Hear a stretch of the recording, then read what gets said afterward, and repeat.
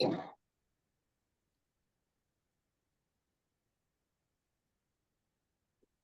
ಆತ್ಮಜ್ಯೋತಿಗಳಿಗೂ ಸಾಷ್ಟಾಂಗ ಪ್ರಣಾಮಗಳು. ಎಲ್ಲರಿಗೂ ಇಂದಿನ ವಿವೇಕ ಚೂಡಾಮಣಿ ತರಗತಿಗೆ ಆಧಾರದ ಸ್ವಾಗತ. ತರಗತಿಯನ್ನು ಪ್ರಾರಂಭ ಮಾಡೋಕ್ಕಿಂತ ಮುಂಚೆ ಸದ್ಗುರುಗಳಿಗೆ ಹಾಗೂ ಗುರು ಪರಂಪರೆಗೆ ನಮ್ಮ ಗೌರವವನ್ನು ಸಲ್ಲಿಸೋಣ. ವಿಜಯ ಅವರೇ ಪ್ರಾರ್ಥನೆಯನ್ನು ಮಾಡಿ ತರಗತಿಯನ್ನು ಮುಂದುವರಿಸಿ. ಗುರು ಬ್ರಹ್ಮ ಗುರುರ್ವಿಷ್ಣು ಗುರುದೇವೋ ಮಹೇಶ್ವರಃ ಗುರು ಸಾಕ್ಷಾತ್ ಪರಬ್ರಹ್ಮ ತಸ್ಮೈ ಶ್ರೀ ಗುರುವೇ ನಮಃ. ಸದಾಶಿವ ಸಮಾರಂಭಾಂ ಶಂಕರಾಚಾರ್ಯ ಮಧ್ಯಮಾಂ ಅಸ್ಮದಾಚಾರ್ಯ ಪರ್ಯಂಕಾಂ ವಂದೇ ಗುರು ಪರಂಪರಾಂ. ಶ್ರುತಿ ಸ್ಮೃತಿ ಪುರಾಣಾನಾಂ ಆಲಯಂ ಕರುಣಾಲಯಂ ನಮಾಮಿ ಭಗವತ್ಪಾದಂ ಶಂಕರಂ ಲೋಕಶಂಕರಂ.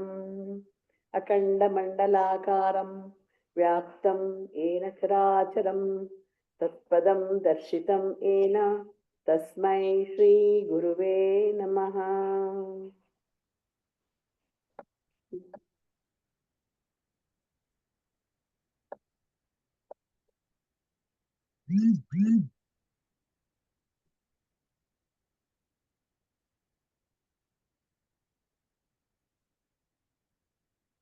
ಈ ದಿನ ಎಲ್ಲ ಆತ್ಮಜ್ಯೋತಿಗಳಿಗೂ ನನ್ನ ನಮಸ್ಕಾರಗಳು. ನಮ್ಮ ಗುರುಗಳಾದ ನರಸಿಂಹ ಪ್ರಭುಜಿಯವರಿಗೆ ನಮ್ಮ ಪ್ರೀತಿಯ ಅನಂತ ನಮಸ್ಕಾರಗಳು. ಈ ದಿನ ವಿವೇಕ ಚೂಡಾಮಣಿದು D42 ನಡೀತಾ ಇದೆ. ಇದರಲ್ಲಿ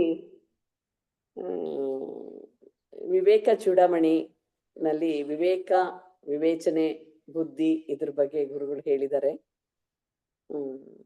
ಅದನ್ನ ಕಲ್ಯಾಣಿಯವರೇ ನೀವು ಹೇಳ್ತೀರಾ?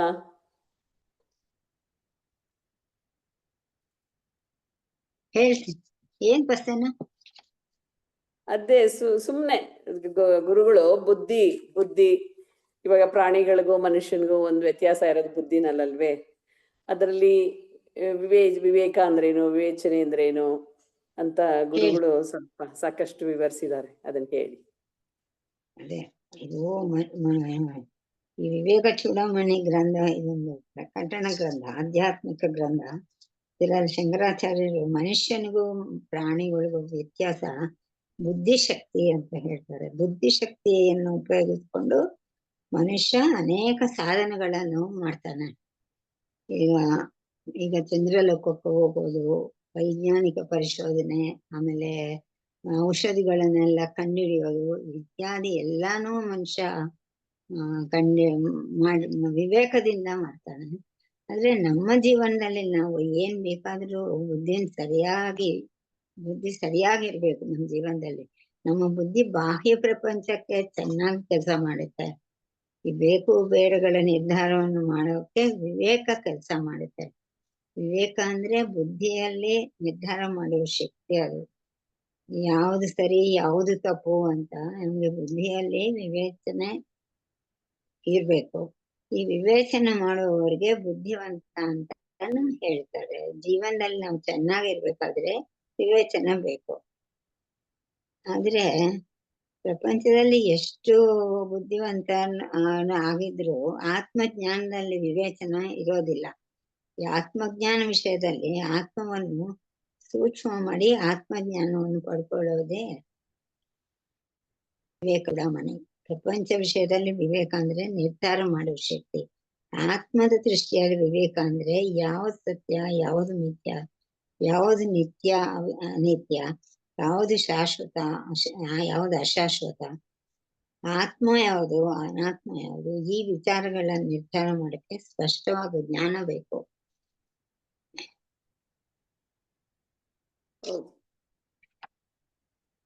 ಈ ಆತ್ಮನಿಗೆ ಸಂಬಂಧಕ್ಕೆ ಅನಾತ್ಮ ವಿವೇಕ, ನಿತ್ಯ ಅನಿತ್ಯ ವಿವೇಕ, ಇದನ್ನು ಬೆಳಗಿಸ್ಕೋಬೇಕಾಗಿರೋದೇ ವಿವೇಕ. ಇದು ಆತ್ಮಜ್ಞಾನಕ್ಕೆ ಬೇಕಾಗಿರೋದು. ಚೂಡಾಮಣಿ ಅಂದ್ರೆ ಅದು ಒಂದು ಮಣಿ, ವಜ್ರ ಅನ್ನೋದು ಏನಂದ್ರೆ ಗ್ಲಾಸ್ ಕಟ್ ಮಾಡಕ್ಕೆ, ಕಬ್ಬಿಣ ಕಟ್ ಮಾಡಕ್ಕೆ ಉಪಯೋಗ ಆಗುತ್ತೆ. ವಜ್ರ ಗಟ್ಟಿ ತುಂಬಾ. ಅದೇ ರೀತಿ ಚೂಡಾಮಣಿ ಅಂದ್ರೆ ಜ್ಞಾನದ ಗಟ್ಟಿ. ಅಜ್ಞಾನವನ್ನು ಕತ್ತರಿಸುವ ಶಕ್ತಿ ಇರುವ ಮಣಿ ವಿವೇಕ ಚೂಡಾಮಣಿ. ಅದೇ ಈಗ ವಿವೇಕ ಅಂದ್ರೆ ಆತ್ಮ ಅನಾತ್ಮ ವಿವೇಕ, ಸತ್ಯ ನಿತ್ಯ ಅನಿತ್ಯವನ್ನು ಚೂಡಾಮಣಿಯಿಂದ ನಾವು ಕತ್ತರಿಸ್ಬೇಕು.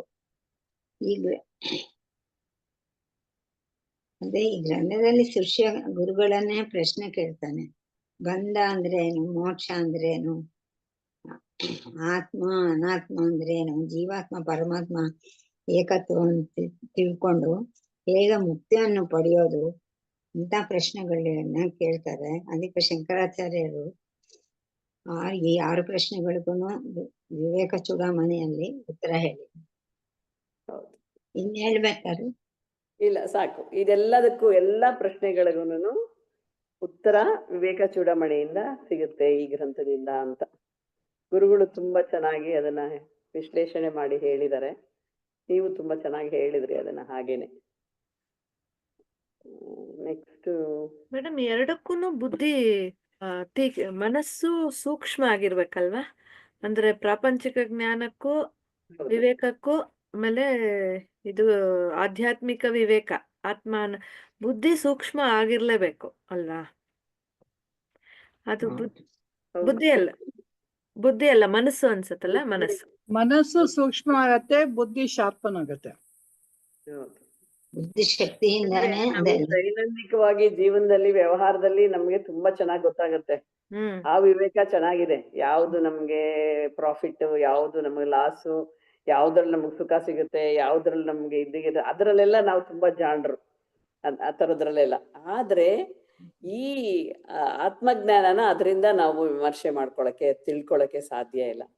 ಅಲ್ಲ, ಇವಾಗ ಇನ್ನೊಂದು ಹೇಳಿದ್ರಲ್ಲ, ಇದೂನು ಹಿಂದಿನ ಜನ್ಮದ್ದು ಸಂಸ್ಕಾರಗಳಿಂದ ಬರತ್ತಾ? ಅಂದ್ರೆ ಸೊ ಹಿಂದೆ ನಮ್ಗೆ ಯಾವ ಸೂಕ್ಷ್ಮ ಶರೀರದಿಂದ ನಮ್ಮ ಶರೀರ ಸೇರ್ಕೊಂಡಿರತ್ತಲ್ಲ, ಈ ಎರಡೂ ಅಜ್ಞಾನ ಇರತ್ತಲ್ವಾ? ಅಂದ್ರೆ ಪ್ರಾಪಂಚಿಕ ಅಜ್ಞಾನನೂ ಇರತ್ತೆ, ಆಧ್ಯಾತ್ಮಿಕ ಅಜ್ಞಾನನೂ ಇರತ್ತೆ ಅಲ್ವಾ ಮೇಡಮ್? ಅದು ವಿಕಾಸವಾದದಲ್ಲಿ ಹಾಗೆ ಅಲ್ವಾ? ವಿಕಾಸವಾದದಲ್ಲಿ ಸಿಂಗಲ್ ಸೆಲ್ಡ್ ಅಮೀಬಾದಿಂದ ಹಿಡಿದು ಒಂದೊಂದೇ ಹಂತಕ್ಕೆ ಬರ್ತಾ ಹೋಗುತ್ತೆ. ಅಂದ್ರೆ ಏನು ಅಲ್ಲಿ ಅದೇ ಬುದ್ಧಿಶಕ್ತಿ ಬೆಳವಣಿಗೆ ತಾನೆ. ಆ ಹಂತಗಳಲ್ಲಿ ಒಂದೊಂದೇ ಹಂತದಲ್ಲಿ ಏನಂದ್ರೆ ಏನು ತಿಳಿದೇ ಇರೋ ಆ ಹಂತದಿಂದ ಸ್ವಲ್ಪ ಸ್ವಲ್ಪನೇ ಪ್ರಾಣಿಗಳಿಗೆ ಇನ್ನು ಸ್ವಲ್ಪ ಜಾಸ್ತಿ, ಆಮೇಲೆ ಮನುಷ್ಯರಲ್ಲೂ ಅಷ್ಟೇ ಹೈರಾರ್ಕಿ. ದಡ್ರು, ಮಂಕ್ರು, ಬರೀ ತಿನ್ನೋದು ಮಲ್ಗೋದು. ಇವಾಗ ಒಂದು ಆರ್ಟೋ ಆ ಥರದ ಆಸಕ್ತಿಗಳು ಕೂಡ ಬರ್ಬೇಕಾದ್ರೆ ಸುಲಭ ಇಲ್ಲ. ಒಂದು ಕಲೆ, ಒಂದು ಸಂಗೀತನಾಗ್ಲಿ, ಸಾಹಿತ್ಯ ಆಗಲಿ, ಅಭಿರುಚಿನಾಗ್ಲಿ ಬರ್ಬೇಕಾದ್ರೂ ಅಲ್ಲೂ ನಿಮ್ಮ ಮನಸ್ಸು ಸೂಕ್ಷ್ಮ ಆಗ್ಬೇಕು, ಬುದ್ಧಿ ಚುರುಕಾಗ್ಬೇಕು. ಅದೆಲ್ಲ ಒಂದೊಂದೇ ಹಂತ. ಇವಾಗ ಒಬ್ಬ ವಿಜ್ಞಾನಿ ಕೆಲಸ ಅದನ್ನ ಕಂಡು ಹಿಡಿಬೇಕಾದ್ರೆ ಸುಮ್ಮನೆನಾ? ತುಂಬಾ ಸೂಕ್ಷ್ಮ ಆಗಿರ್ಬೇಕು ಅವನಿಗೆ. ಅದೇ ತರ ವಿಕಾಸವಾದ ಒಂದೊಂದೇ ಹಂತದಲ್ಲಿ ಸ್ಟೆಪ್ ಬೈ ಸ್ಟೆಪ್ ಬರುತ್ತೆ. ಬಟ್ ಇದು ಮಾತ್ರ ಅನ್ಲೆಸ್ ಗುರು ಬರ್ದೇನೆ ಇದು ಓಪನ್ ಆಗಲ್ಲ. ಯಾಕೆಂದ್ರೆ ಇದು ಹಿಂದಕ್ಕೆ ತಿರುಗಿ ನೋಡಕ್ಕಾಗಲ್ಲ. ಇವೆಲ್ಲ ಮುಂದಕ್ಕೆ ನೋಡೋ ಅಂಥದ್ದು. ಇದನ್ನೆಲ್ಲ ಹೇಗೋ ಮಾಡ್ಕೋಬಹುದು ಬೇರೆಯವ್ರ ಗೈಡೆನ್ಸ್ ಇಂದಾನು. ಪ್ರಪಂಚನೇ ಸೊಸೈಟಿನೇ ಹೇಳ್ತಾ ಇರತ್ತಲ್ಲ, ನೀನ್ ಹಿಂಗೆ ಇದ್ ಮಾಡೋದು ಅಂತ. ಬಟ್ ಇದು ಮಾತ್ರ ಯಾರು ಹೇಳಲ್ಲ. ಸತ್ಸಂಗ ಸಿಗ್ಬೇಕು, ಗುರು ಸಿಗ್ಬೇಕು. ಇದು ಕ್ಲೀನಾಗಿ ಹೇಗೆ ಡಾರ್ವಿನ್ ವಿಕಾಸವಾದದಲ್ಲಿ ಬರುತ್ತೆ, ಅದು ಎಷ್ಟು ಆಶ್ಚರ್ಯ ಅಲ್ಲ. ಸಿಂಗಲ್ ಸೆಲ್ಲಿಂದ ಡಿವೈಡ್ ಆಗೋದು, ಮಲ್ಟಿ ಸೆಲ್ಯುಲರ್, ಆಮೇಲೆ ಅದು ಸಿಂಗಲ್ ಸೆಲ್ಡ್ ಆದ್ಮೇಲೆ ಮಲ್ಟಿ ಸೆಲ್ಯುಲರ್, ಆಮೇಲೆ ಪೈಸಿಸ್ ಬರುತ್ತೆ, ಆಮೇಲೆ ರೆಪ್ಟೈಲ್ಸ್ ಬರುತ್ತೆ, ಆಮೇಲೆ ಆಂಫಿಬಿಯನ್ಸ್ ಬರುತ್ತೆ, ಆಮೇಲೆ ರೆಪ್ಟೈಲ್ಸ್ ಬರುತ್ತೆ, ಆಮೇಲೆ ಏವ್ಸ್ ಬರುತ್ತೆ, ಆಮೇಲೆ ಹೀಗೆ ಎಷ್ಟು ಇದ್ ಮಾಡ್ಕೊಂಡು ಬಂದು ಮನುಷ್ಯ ಕೊನೆಗೆ ಮೂಲ ನಿವಾಸಿಯಾಗಿ ಅವನ್ಗೆ ಬೆಂಕಿನೇ ಗೊತ್ತಿಲ್ದಲೆ ಇರೋದು ಒಂದ್ ಕಾಲ. ಆಮೇಲೆ ಬೆಂಕಿ ಕಂಡಿಡ್ದಾದ್ಮೇಲೆ ಆಮೇಲೆ ಅಕಸ್ಮಾತಾಗಿ ಏನೋ ಜೋಳ ಏನೋ ತಿಂತಾನವನು, ಗೋಧಿ. ಆಮೇಲೆ ಆ ಗೋಧಿನ ಅವನು ಬೆಳೆಯೋದು ಹೇಗೆ, ಆಮೇಲೆ ಅದನ್ನ ಇವತ್ತಿನ ಪೇಪರ್ ಕೊಟ್ಟಿದ್ದ, ಚೆನ್ನಾಗಿತ್ತು. ಗೋಧಿಯಿಂದ ಅವ್ನು ಚಪಾತಿ ಮಾಡೋದು ಬೆಳೆಸಿ ಅದನ್ನ ಟೇಸ್ಟ್ ನೋಡೋವರೆಗೂ ಬಂದು ಇಲ್ಲಿ ಈಗ ಪಿಜ್ಜಾವರೆಗೂ ಬಂದ್ಬಿಟ್ಟಿದೆ ಆಯ್ತಾ. ಎಷ್ಟು ಎಷ್ಟು ವೆರೈಟೀಸ್ ಎಷ್ಟು ತಿಂದ್ರು ಸಮಾಧಾನ ಇಲ್ಲ. ಒಂದ್ ತಿಂಡಿನ ಎಷ್ಟು ತರ ಮಾಡ್ಬೋದು, ಎಷ್ಟು ವಿಕಾಸ ಆಗ್ಬಿಟ್ಟಿದೆ ಬರೀ ಅದೊಂದ್ರಲ್ಲೇನೆ. ಈಗ ಮೇಡಮ್ ಗುರುಜಿ ಟಾಕ್ಸ್ ಕೊಡುವಾಗ ನನ್ಗಿದೆ ಅನ್ಸುತ್ತೆ, ಒಂದೇ ಟಾಪಿಕ್ ನ ಹಂಗ್ ತಿರ್ಗ್ಸಿ ಹಿಂಗ್ ತಿರ್ಗ್ಸಿ ಆ ತರ ಹೇಳಿ ಅದೇ ಟಾಪಿಕ್ ಇರುತ್ತೆ, ಬಟ್ ಬೇರೆ ಬೇರೆ ತರ ಹೇಳಿದ್ರೇನೆ ಸ್ಟೂಡೆಂಟ್ಸ್ಗುನು ಇಂಟ್ರೆಸ್ಟ್ ಬರುತ್ತೆ, ಮತ್ತೆ ನಮಗೂ ಒಳಗೋಗತ್ತೆ. ಸೊ ಅಲ್ಲ, ಚೆನ್ನಾಗೂ ಇರುತ್ತೆ, ಕ್ಲಾಸ್ ಇಂಟ್ರೆಸ್ಟಿಂಗ್ ಆಗಿರುತ್ತೆ ಅಲ್ವಾ. ಹೌದೌದು. ಇವಾಗ ಕಾಂತಿ ಮೊದ್ಲೆಲ್ಲ ಕೇಳೋರು, ಯಾಕೆ ಇಷ್ಟೆಲ್ಲ ಓದ್ಬೇಕು, ಆಯ್ತಲ್ಲ ಇವಾಗ ಒಂದು ತಿಳ್ಕೊಂಡ್ವಲ್ಲ, ಏನ್ ನೆಸಿಟಿ ಇದೆ ಅಂತ 3-4 ಸರಿ ಕೇಳಿದಾರ ಅವ್ರು. ಹೌದು. ಅದು ಓಕೆ, ಹೌದು, ತಿಳ್ಕೊಳ್ಳೋದು ಸಿಂಪಲ್ಲೇ, ವಿಷಯ ಸಿಂಪಲ್ಲೇ, ಬಟ್ ಅದು ಒಳಗ್ ಇಳಿಬೇಕಲ್ಲ. ಹೌದು. ಈಗ ನೀನ್ ತಿಳ್ಕೊಂಡ ತಕ್ಷಣ ನೀನ್ ಒಳಗ್ ಇಳಿಸ್ಕೊಳ್ಳೋದಾದ್ರೆ ಖಂಡಿತ ಬೇಕಿಲ್ಲ, ಎಕ್ಸ್ಟ್ರಾ ಖಂಡಿತ ಬೇಕಿಲ್ಲ, ಬಟ್ ನಾವು ಒಳಗ್ ಇಳಿಸ್ಕೊಳಲ್ವಲ್ಲ. ಹಾಗಾಗಿ ಅದನ್ನ ಬೇರೆ ಬೇರೆ ರೀತಿ ಉಪ್ಪಿನಕಾಯಿ, ಗೊಜ್ಜು, ಬಜ್ಜಿ ಅಂತ ಅನ್ಕೊಂಡು ತಿನ್ಕೊಂಡು ಒಳಗ್ ಇಳಿಸ್ಕೋಬೇಕು. ಇಲ್ಲ ಮೇಡಮ್, ನಾವು ವಿವೇಕ ಚೂಡಾಮಣಿ ಕ್ಲಾಸ್ ಎಲ್ಲ ಅವಾಗ ಕೇಳಿದ್ವಲ್ವಾ, ಅವಾಗ ಓ ಎಲ್ಲ ಅರ್ಥ ಆಯ್ತಲ್ಲ. ಆಮೇಲೆ ಏನಿಲ್ಲ, ಇವಾಗ ಈ ತರ ಕ್ಲಾಸ್ ಮಾಡಿ ಈ ಮನನ ಕ್ಲಾಸ್ ಇಂದ ಚೆನ್ನಾಗ್ ಅರ್ಥ ಆಗ್ತದೆ, ಒಳಗೋ. ಹೌದು, ಖಂಡಿತ. ಅದೇ ಒಂದೇ ಮಾತು ಆ ಕಡೆ ಈ ಕಡೆ 10 ಸತಿ ಹೇಳಿದ್ರೇನೆ ನಮ್ಗೆ ಒಳಗ್ ಹೋಗುತ್ತೆ, ಒಂದೇ ಸತಿಗೆ ಏನು ಹೋಗಲ್ಲ. ನಮ್ಮ ಗುರುಗಳು ಎಕ್ಸಾಂಪಲ್ಸ್ ಕೊಟ್ಟು ಹೇಳಿರ್ತಾರಲ್ವಾ, ಅವ್ರು ಒಂದ್ ಎಕ್ಸಾಂಪಲ್ ಕೊಟ್ಟು ಹೇಳಿರ್ತಾರೆ, ನಾವು ಇನ್ನೊಂದೆರಡು ಎಕ್ಸಾಂಪಲ್ ಹಂಗೆ ಹುಡುಕ್ತಾ ಇರ್ತೀವಿ, ಓ ಇದಿರ್ಬೋದಾ ಅಂತ, ಆತರ ಇರ್ಬೋದಾ, ಇದಕ್ಕೆ ಅಪ್ಲೈ ಆಗುತ್ತಲ್ವಾ ಅಂತ ಅನ್ಕೊಳ್ತಾ ಇರ್ತೀವಲ್ವಾ. ಸೊ ಇದು ಮನುಷ್ಯನ ಬುದ್ಧಿ ಅನ್ನೋದು ಸದಾ ವಿಕಾಸದ ಹತ್ರನೇ ಹೋಗ್ತಾ ಇರುತ್ತೆ ಅನ್ಸುತ್ತೆ, ಅದು ಸುಮ್ಮನೆ ಇರಲ್ಲ. ಅದು ಅಂದ್ರೆ ಸೂಕ್ಷ್ಮ ಆಗಿ ಈ ಸೈನ್ಸ್ ನಮ್ದೇ, ಈ ಆಧ್ಯಾತ್ಮಿಕತೆ, ಈ ಸ್ಪಿರಿಚುಯಾಲಿಟಿ ಸೈನ್ಸ್ ಬರ್ಬೇಕಾದ್ರೆ ಇದೊಂಥರ ಡಿಫ್ರೆಂಟ್ ಇರೋದ್ರಿಂದ ತುಂಬಾ ಸೂಕ್ಷ್ಮವಾಗಿ ಬರೀ ನಮ್ಮ ಗುರುಗಳು ಕೊಟ್ಟಿದ್ದ ದಾರಿನಲ್ಲಿ ಹೋಗಿನೇ ನಾವು ತಿಳ್ಕೊಬೇಕು. ನಾವು 28 ದಾರಿ ಕಂಡಿಡ್ಕೊಂಡ್ರೆ ಗೊತ್ತಾಗಲ್ಲ. ಗುರುಗಳ ದಾರಿನಲ್ಲಿ ಹೋಗಿ ಅದನ್ನ ಅರ್ಥ ಆಗಿ ಚೆನ್ನಾಗಿ ಮನನ ಆದ್ಮೇಲೆ ನಾವು ಬೇಕಾದ್ರೆ ಬೇರೆ ಹಾದಿಗಳ ಕಡೆ ಆ ಕಡೆ ಈ ಕಡೆ ಈ ಥರನೂ ಇರ್ಬೋದಾ ಅಂತ ನಾವು ಅನ್ಕೋಬೋದೇ ಹೊರ್ತು ಇದು ಮಾತ್ರ ಸಾಧ್ಯನೇ ಇಲ್ಲ. ನಮ್ಮ ಹಿರಿಯರು ಹೇಗೆ ಹಿಂದೆ ಋಷಿ ಮುನಿಗಳು ಹಾಕೊಟ್ಟಿದ್ದಾರೆ ಆ ಪಾತಲ್ಲೇ ಹೋಗ್ಲೇಬೇಕದು, ಬೇರೆ ಕಡೆ ಹೋಗಕ್ಕಾಗಲ್ಲ. ಅಷ್ಟು ಚೆನ್ನಾಗಿದೆಯಪ್ಪ. ಅದರಲ್ಲೂ ಗುರುಗಳು ಅದು ನಕ್ಷತ್ರಗಳ ಎಕ್ಸಾಂಪಲ್ ಕೊಡ್ತಾರಲ್ಲ, ಈ ಕಷ್ಟ ಸುಖಕ್ಕೆ ರಾತ್ರಿ ಹೊತ್ತು ಎಷ್ಟೊಂದು ಮಿನುಗ್ತಾ ಇರುತ್ತೆ, ಎಷ್ಟೊಂದು ಅಯ್ಯೋ ಒಂದೊಂದ್ಸತಿ ನಮ್ಗೆ ಏನ್ ಕಷ್ಟ ಆಗ್ಬಿಡುತ್ತೋ, ಅಯ್ಯೋ ಏನಪ್ಪಾ ಇದೇನಪ್ಪ ಹಿಂಗೆ ಅಂತ ಎಷ್ಟು ಆತರ ಮನ್ಸು ಇದಾಗಿರುತ್ತೆ. ಹಗ್ಲತ್ ನೋಡಿದ್ರೆ ನಕ್ಷತ್ರ ಕಾಣೋದೇ ಇಲ್ಲ. ಹಂಗೆ ಒಬ್ಬ ಜ್ಞಾನಿಗೆ ಆ ನಕ್ಷತ್ರ ಇದ್ರೂ ಕೂಡ ಅವನು ಅರಿವು ಇರೋದಿಲ್ಲ ಅವನಿಗೆ. ಆ ಕಷ್ಟ ಸುಖಗಳು, ಆ ಪ್ರಪಂಚ ಅವನಿಗೆ ಅದು ಕಾಣಿಸೋದೇ ಇಲ್ಲ ಅವನಿಗೆ. ಅದಕ್ಕೆಲ್ಲ ಎಕ್ಸಾಂಪಲ್ಸ್ ಎಲ್ಲ ತುಂಬಾ ಚೆನ್ನಾಗಿ ಕೊಟ್ಟಿದ್ದಾರೆ ನಮ್ಮ ಗುರುಗಳು ಮಾತ್ರ. ನಾನು ಅದನ್ನ ಅನ್ಕೊಳ್ತಾ ಇರ್ತೇನೆ, ಹೌದಲ್ವ, ಹಗ್ಲತ್ತಲ್ಲಿ ನಕ್ಷತ್ರ ಈ ರೀತಿ ಎಲ್ಲೋಗುತ್ತೆ, ಇಲ್ಲೇ ಇರ್ಬೇಕದು, ಕಾಣೋದೇ ಇಲ್ಲ. ಅಂದ್ರೆ ಸೂರ್ಯನ ಬೆಳಕಿದ್ದಾಗ ಅಂದ್ರೆ ನಮ್ಗೆ ನಾವು ಆ ಒಂದು ಆಂಗಲ್ ಆಫ್ ವಿಷನ್, ನಮ್ ಜ್ಞಾನದ ದೃಷ್ಟಿಯಿಂದ ನೋಡಿದಾಗ ನಮ್ಗೆ ಏನೂ ಇಲ್ಲ ಅಂತ ಎಷ್ಟು ಚೆನ್ನಾಗಿದೆಯಲ್ವಾ ಅಂತ ಅನ್ಕೊಳ್ಳೋದು ಮನ್ಸಲ್ಲಿ. ಚೆನ್ನಾಗಿದೆ ಮಾತ್ರ ಈ ವಿವೇಕ ಚೂಡಾಮಣಿ ಅಂತೂ ನಾನು ಫಸ್ಟ್ ಇದು ಏನೋ ಇರ್ಬೋದು ಅಯ್ಯಪ್ಪ ಅನ್ಕೊಂಡಿದ್ದೆ, ಆದ್ರೆ ತುಂಬಾನೇ ಚೆನ್ನಾಗಿ ಬಿಡಿಸಿ ನಮ್ಮ ಗುರುಗಳು ಹೇಳೋದ್ರಿಂದ ಅರ್ಥ ಆಗ್ತಿದೆ. ತುಂಬಾ ಕಷ್ಟ ಇರುತ್ತೆ ಇದು ಅಂತ ನಾನು ಅನ್ಕೊಂಡಿದ್ದೀನಿ ಮೊದ್ಲು. ವಿವೇಕ ಚೂಡಾಮಣಿನ ಚೆನ್ನಾಗಿದೆ, ಚೂಡಾಮಣಿನೇ ಇದು. ನೆಕ್ಸ್ಟ್ ಕ್ವೆಶ್ಚನ್ ಕೇಳಲಾ? ಆಯ್ತಾ? ಏನಾದ್ರು ಕೇಳೋದಿದ್ಯಾ ರಚಿತಾ? ನೋಡಿ, ನೀವಿರ್ಬೇಕು ಅನ್ನೋದು ಅದಕ್ಕೇನೆ, ನೀವಿದ್ರೆ 100 ಪ್ರಶ್ನೆಗಳು ಬರುತ್ತೆ. ಅಲ್ಲ ಪಾಪ ನಿಮಗ್ ಟೈಮ್ ವೇಸ್ಟ್ ಆಗತ್ತೇನೋ, ಆದ್ರೂ ಕೇಳ್ಬಿಡ್ತೀನಿ. ಫಸ್ಟ್ ಡಿಸ್ಕಷನ್ ಆಗುತ್ತೆ. ಅಲ್ಲ, ನಿಮಗ್ ಟೈಮ್ ವೇಸ್ಟ್ ಆಗ್ಬಾರ್ದು ಅಷ್ಟೇ. ನಮಗೂ ಚೆನ್ನಾಗಿ ಬೇರೆ ಬೇರೆ ವಿಷಯಗಳು ಗೊತ್ತಾಗುತ್ತೆ. ಚೆನ್ನಾಗಿರುತ್ತೆ ಅವ್ರ ಕ್ವೆಶ್ಚನ್. ಟೈಮ್ ವೇಸ್ಟ್ ಏನಿಲ್ಲ ರಚಿತಾ, ಈ ವಿಷಯಕ್ಕೆ ಸಂಬಂಧಪಟ್ಟಿದ್ದೇ ಕೇಳ್ತಿರಲ್ಲ, ಯಾವ್ದೋ ಏನೋ ಡೈವರ್ಟ್ ಮಾಡಲ್ಲ. ಕರೆಕ್ಟ್, ಅದ್ರಲ್ಲೇ ಅದೇ ಒಂಚೂರು ಪ್ರಾಕ್ಟಿಕಲ್ ಆಗಿ ಥಿಂಕ್ ಮಾಡಿ ಅಪ್ಲೈ ಮಾಡ್ಕೊಂಡು ಹೋಗೋಣ ಅಂತ ಅಷ್ಟೇ. ಖಂಡಿತ. ಅಲ್ಲ, ಅದೇ ಬೇಕಾಗಿರೋದು ಇದಕ್ಕೆ. ಈಗ ವಿವೇಕ ಚೂಡಾಮಣಿ ಅದನ್ನೇ ಮಾಡ್ಬೇಕಾಗಿರೋದು. ನಮ್ ಶ್ರೀನಿವಾಸ ಮೂರ್ತಿ ಅವರಂತೂ ತುಂಬಾ ಚೆನ್ನಾಗಿ ಎಕ್ಸಾಂಪಲ್ಸ್ ಸರಳವಾಗಿ ಚೆನ್ನಾಗಿ ಹೇಳ್ತಾರೋ. ನಾನು ಅವ್ರ ಯಾವಾಗ್ಲೂ ನೆನ್ಸ್ಕೊತೀನಿ, ಎಷ್ಟು ಚೆನ್ನಾಗಿ ಹೇಳ್ತಾರಲ್ವಾ ಇವರು. ಅವ್ರದ್ದು ಎಕ್ಸಾಂಪಲ್ಸ್ ಎಲ್ಲ ಮಿಸ್ ಮಾಡ್ಕೋತಾ ಇದ್ದೆ. ಅದು ನಗ್ತಾ ನಗ್ತಾ ನಗ್ತಿನೇ ಹೇಳ್ತಾರ ಅವರು. ನೆಕ್ಸ್ಟ್, ಒಬ್ಬ ಜ್ಞಾನಿ ಹೇಗಿರ್ತಾನೆ, ಒಬ್ಬ ಜೀವನ್ಮುಕ್ತ ಹೇಗಿರ್ತಾನೆ ಅನ್ನೋದನ್ನ ನಮ್ಮ ಗುರುಗಳು ತುಂಬಾ ವಿವರವಾಗಿ ಹೇಳಿದ್ದಾರೆ. ಅದ್ರಲ್ಲಿ ನಮ್ಮ ಉಮಾ ಅವರು ತುಂಬಾ ಚೆನ್ನಾಗಿ ಹೇಳ್ತಾರೆ. ಹೇಳಿ ಉಮಾ ಅವರೇ ನೀವು. ತಯಾರಿ ಇಲ್ಲ. ಓಕೆ, ಒಂದು ಜ್ಞಾನಿಗೆ ಏನ್ ಮಾಡ್ತಾರೆ, ಒಂದು ಶ್ಲೋಕನ ಉದಾಹರಣೆ ಮಾಡ್ತಾ ಇದ್ದಾರೆ. ಏನದು?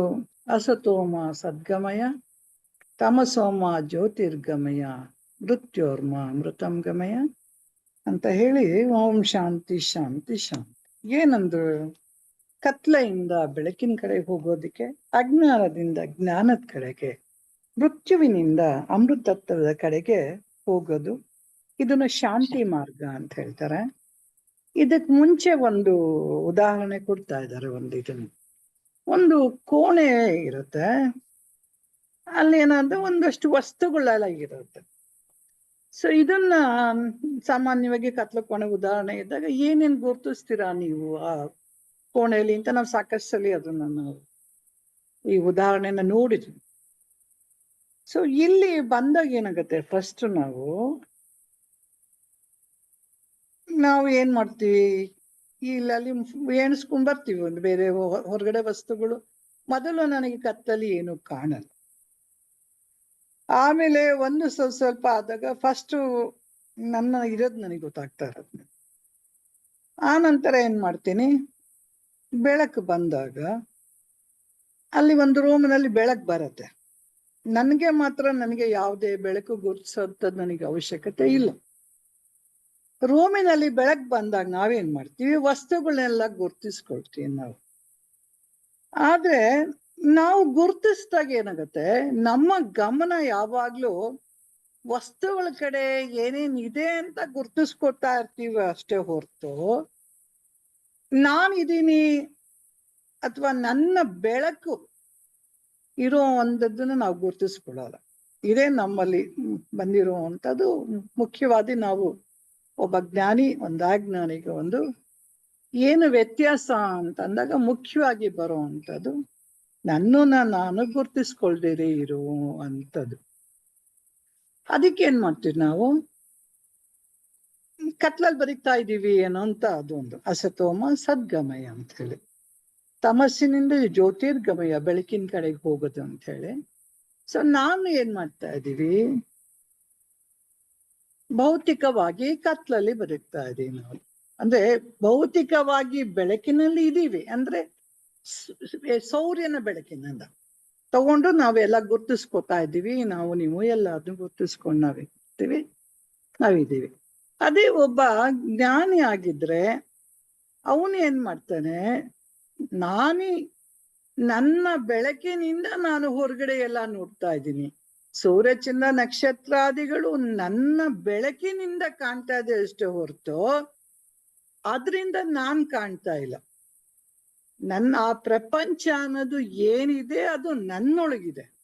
ಸೊ ನನ್ನ ಒಂದು ಬೆಳಕಿನಿಂದ ನಾನು ಪ್ರಪಂಚ ವಸ್ತುಗಳು ಎಲ್ಲವನ್ನು ಗುರುತಿಸ್ತಾ ಇದ್ದೀನಿ ಅನ್ನೋದು ಅವನಿಗೆ ಆ ಅವೇರ್ನೆಸ್, ಅಂದ್ರೆ ಎಚ್ಚರದಲ್ಲಿ ತಾನಿರೋದು. ನನ್ನ ಆತ್ಮದ ಜ್ಯೋತಿಲಿ ಇದೀನಿ ನಾನು, ನನ್ನಿಂದ ಎಲ್ಲಾದ್ರೂ ಕಾಣ್ತಾ ಇದೆ ಅನ್ನೋ ಒಂದು ಬೆಳಕು ನಾನು ಅನ್ನೋ ಒಂದು ಇದ್ರೊಳಗೆ ಜ್ಞಾನದಲ್ಲಿ ಅವನು ಇರ್ತಾನೆ.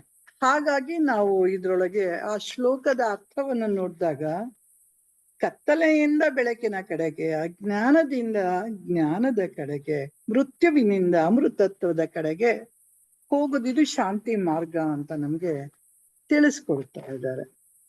ಹಾಗಾದ್ರೆ ಈ ಕತ್ಲ ಅಂದ್ರೆ ಏನು ಅಂತ ಹೇಳಿ ಮೊದಲು ಅದಕ್ಕೆ ಕತ್ತಲೆಯಿಂದ ಬೆಳಕಿನ ಕಡೆಗೆ. ಕತ್ಲೆ ಅಂದ್ರೆ ಯಾವ ಕತ್ಲೆ ಅಂತ ನಾವು ಬಂದಾಗ ನಮ್ ಸಹಜವಾದ ಕತ್ಲೆ ಅಂತ ತಕ್ಷಣ ಹೇಳ್ತೀವಿ, ಲೈಟ್ ಇಲ್ದೇ ಇರೋ ಜಾಗ ಇರ್ಬೋದು, ಒಂದ್ ತುಂಬಾ ಯಾವ್ದೋ ಒಂದ್ ಗುಹೆ ಕವಿ ಆ ತರದ್ದೆಲ್ಲ ಅನ್ನೋವಂಥದ್ದು ಅದನ್ನ ಹೇಳ್ತೀವಿ. ಯಾಕೆ ಹೇಳ್ತೀವಿ, ಅವನಿಗೆ ಆ ಬೆಳಕೆ ನಾನಾಗಿದ್ದೀನಿ ಅನ್ನುವಂಥದ್ದು ಗೊತ್ತಿಲ್ಲ. ಹಾಗಾಗಿ ಅವನೇನ್ ಅನ್ಕೋತಾನೆ, ಅಜ್ಞಾನದ ಕತ್ಲಲ್ಲೇ ಇರತ್ತೆ ಅವನಿಗೆ.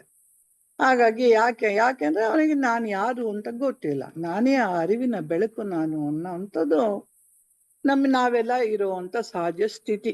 ಇನ್ನು ಪೂರ್ಣವಾಗಿ ನಾವಿನ್ನು ಆ ಪೂರ್ಣ ಹಂತಕ್ಕೆ ಹೋಗಿಲ್ಲ. ಹಾಗಾಗಿ ನಾವಿನ್ನುವೆ ನಮಗಿನ್ನೂ ಅರಿವಿನ ಕತ್ತಲೆ ಇದೆ ಅನ್ನುವಂಥದ್ದನ್ನ ಹಾಗಾಗಿ ನಾವೇನ್ ಅನ್ಕೋತಾ ಇದ್ದೀವಿ, ಈ ಪ್ರಪಂಚ ಇದೆ, ಈ ಪ್ರಪಂಚ ನನಗೆ ಕಾಣಿಸ್ತಾ ಇದೆ, ನಾನ್ ನೋಡ್ತಾ ಇದ್ದೀನಿ ನಾನು ಅನ್ನೋವಂಥದ್ದು ನಮ್ಗೆ ತಕ್ಷಣಕ್ಕೆ ಬರೋದು. ಇದುವರೆಗೂ ನಾವೆಲ್ಲ ಹಾಗೆ ಅಲ್ವ, ನಾವು ಅನ್ಕೊಂಡು ಎಲ್ಲ ನೋಡ್ತಾ ಇದ್ದೀವಿ, ಎಲ್ರು ನೋಡ್ತಾ ಇದ್ದೀವಿ, ನಮ್ಗೆಲ್ಲ ಕಾಣಿಸ್ತಾ ಇದೆ, ಪ್ರಪಂಚ ಕಾಣಿಸುತ್ತೆ, ಗಿಡ ಮರ ಸೂರ್ಯ ಚಂದ್ರ ನಕ್ಷತ್ರಾದಿಗಳು ಕಾಣ್ತಾ ಇದೆ ಅನ್ನೋವಂಥದ್ದು ಒಂದು ಅನ್ಕೊಂಡಿದ್ವಿ.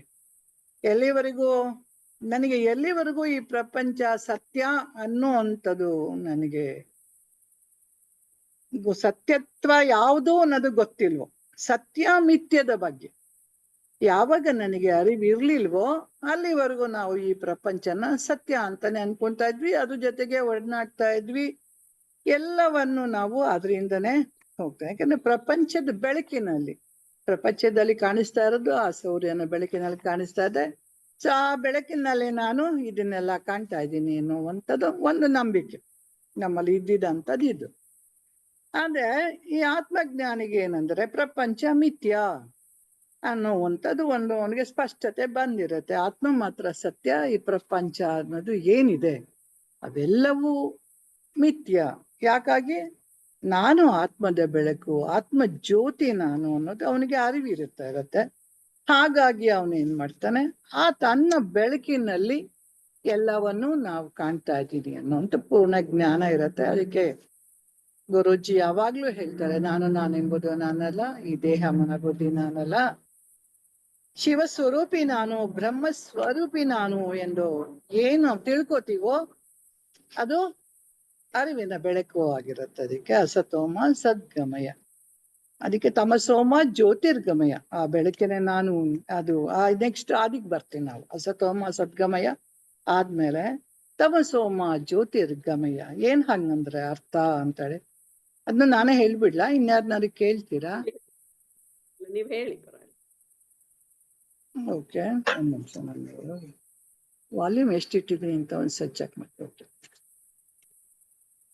ಇಲ್ಲಿ ಮೇಲೆ ಹೇಳ್ಕೊಂಡ್ ಬಂದ್ವಲ್ಲ, ಅರಿವಿನ ಬೆಳಕು ನಾನು ಇದು ಅಂತೆಲ್ಲ ಹೇಳ್ಕೊಂಡ್ ಬಂದ್ವಲ್ಲ. ಹಾಗಾದ್ರೆ ಏನದು ಅರಿವಿನ ಬೆಳಕು ಅಂದ್ರೆ ಏನದು ಅನ್ನೋಂತ ಈ ವಿಷಯಗಳು ಮತ್ತೆ ಬರ್ತಾರೆ. ಯಾರು ಅರಿವಿನಲ್ಲಿ ಬೆಳಕಿನಲ್ಲಿ ಇರ್ತಾನೆ, ಯಾವಾಗ್ಲೂ ಸದಾ ನಾನು ಆ ಅರಿವು, ನಾನು ಆತ್ಮ ಜ್ಯೋತಿ ನಾನು, ಯಾರು ಆ ಒಂದು ಅರಿವಿನಲ್ಲಿ ಅಂದ್ರೆ ಆ ಒಂದು ಜ್ಞಾನದಲ್ಲಿ ಇರ್ತಾನೋ ಅವನಿಗೆ ಸ್ಥಿತ ಪ್ರಜ್ಞ ಅನ್ನುವಂಥದ್ದು ನಾವು ಹೇಳ್ತಾ ಬರ್ತೀವಿ.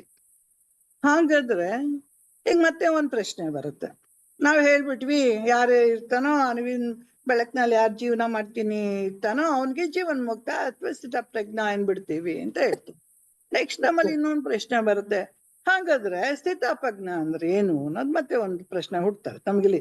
ಕೊನೆ ತನಕನೂ ಪ್ರಶ್ನೆ ಹುಡ್ತಾ ಇರುತ್ತೆ. ಎಲ್ಲಿವರೆಗೂ ನನ್ನೊಳಗೆ ಪೂರ್ಣ ಆಗಲ್ವೋ ಅಲ್ಲಿವರೆಗೂ ಪ್ರಶ್ನೆಗಳು ಒಂದಾಗತ್ತೆ, ಒಂದ್ ಬರ್ತಾನೆ ಇರುತ್ತೆ. ಹಾಗಾದ್ರೆ ಸ್ಥಿತ ಪ್ರಜ್ಞ ಅಂದ್ರೆ ಸ್ಥಿರವಾಗಿ ನಿಂತಿರೋ ಅಂತಾನು. ಯಾತ್ರೊಳಗೆ ಆ ಪ್ರಜ್ಞೆ ಅರಿವಿನಲ್ಲಿ ಯಾರು ನಿಂತ್ಕೊಂಡಿರ್ತಾರ ಅವನು ಸ್ಥಿತ ಪ್ರಜ್ಞ ಆಗಿರ್ತಾನೆ. ಅಂದ್ರೆ ಅದಕ್ಕೆ ಗಟ್ಟಿ ಅನ್ನೋದು ಒಂದು ಉದಾಹರಣೆ ಕೊಡ್ತಿರ್ತಾರೆ. ಒಂದು ಇದನ್ನ ಸ್ಥಿತ ಪ್ರಜ್ಞೆಗೆ ಒಂದು ಗಟ್ಟಿಯಾದ ಜ್ಞಾನ ಅಂತಾನ, ಅಥವಾ ನಾವು ಸ್ಥಿತ ಆದ ನಿಂತಿರೋನು, ಗಟ್ಟಿಯಾಗಿ ನಿಂತಿರೋನು ಅಂತ ಒಂದು ಅರ್ಥನು ಬರುತ್ತೆ ಅದಕ್ಕೆ. ಸೊ ಇಲ್ಲಿ ನಮ್ಗೆ ಒಂದು ಉದಾಹರಣೆ ಹೇಳ್ತಾರೆ, ಮಗ್ಗೆ ಉದಾಹರಣೆ ಇಲ್ಲಿ ತುಂಬಾ ಚೆನ್ನಾಗಿ ಕೊಡ್ತಾ ಇದ್ದಾರೆ. 3 1 3 2 6 ಅಂತ ಹೇಳಿ, ಅಥವಾ 4 1 4 ಇದು.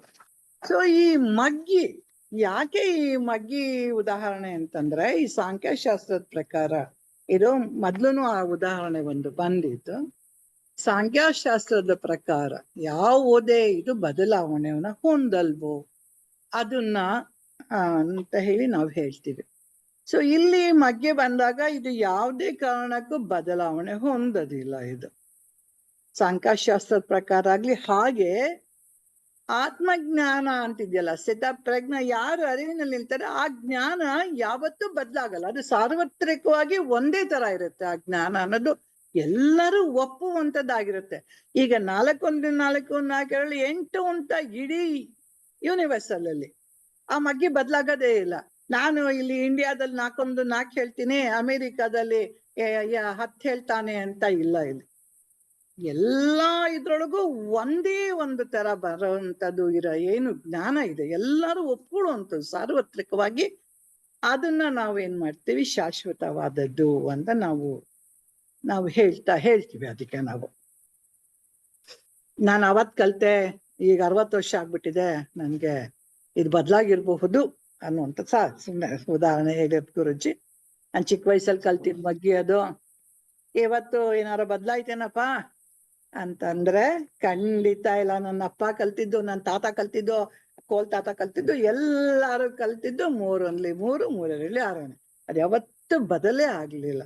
ಸೊ ಆ ಒಂದು ಜ್ಞಾನದ ಬಗ್ಗೆ ಹೇಳ್ತಾರೆ. ಯಾವಾಗ ಜ್ಞಾನ ಬದಲಾಗೋದಿಲ್ವೋ, ಆ ಬದಲಾವಣೆ ಇಲ್ದೇ ಇರುವಂಥದ್ದು ಯಾರಲ್ಲಿ ಇರುತ್ತೋ ಅದು ಸ್ಥಿತಪ್ರಜ್ಞ ಅಂತ ಲಕ್ಷಣ ಅಂತ ಹೇಳಿ.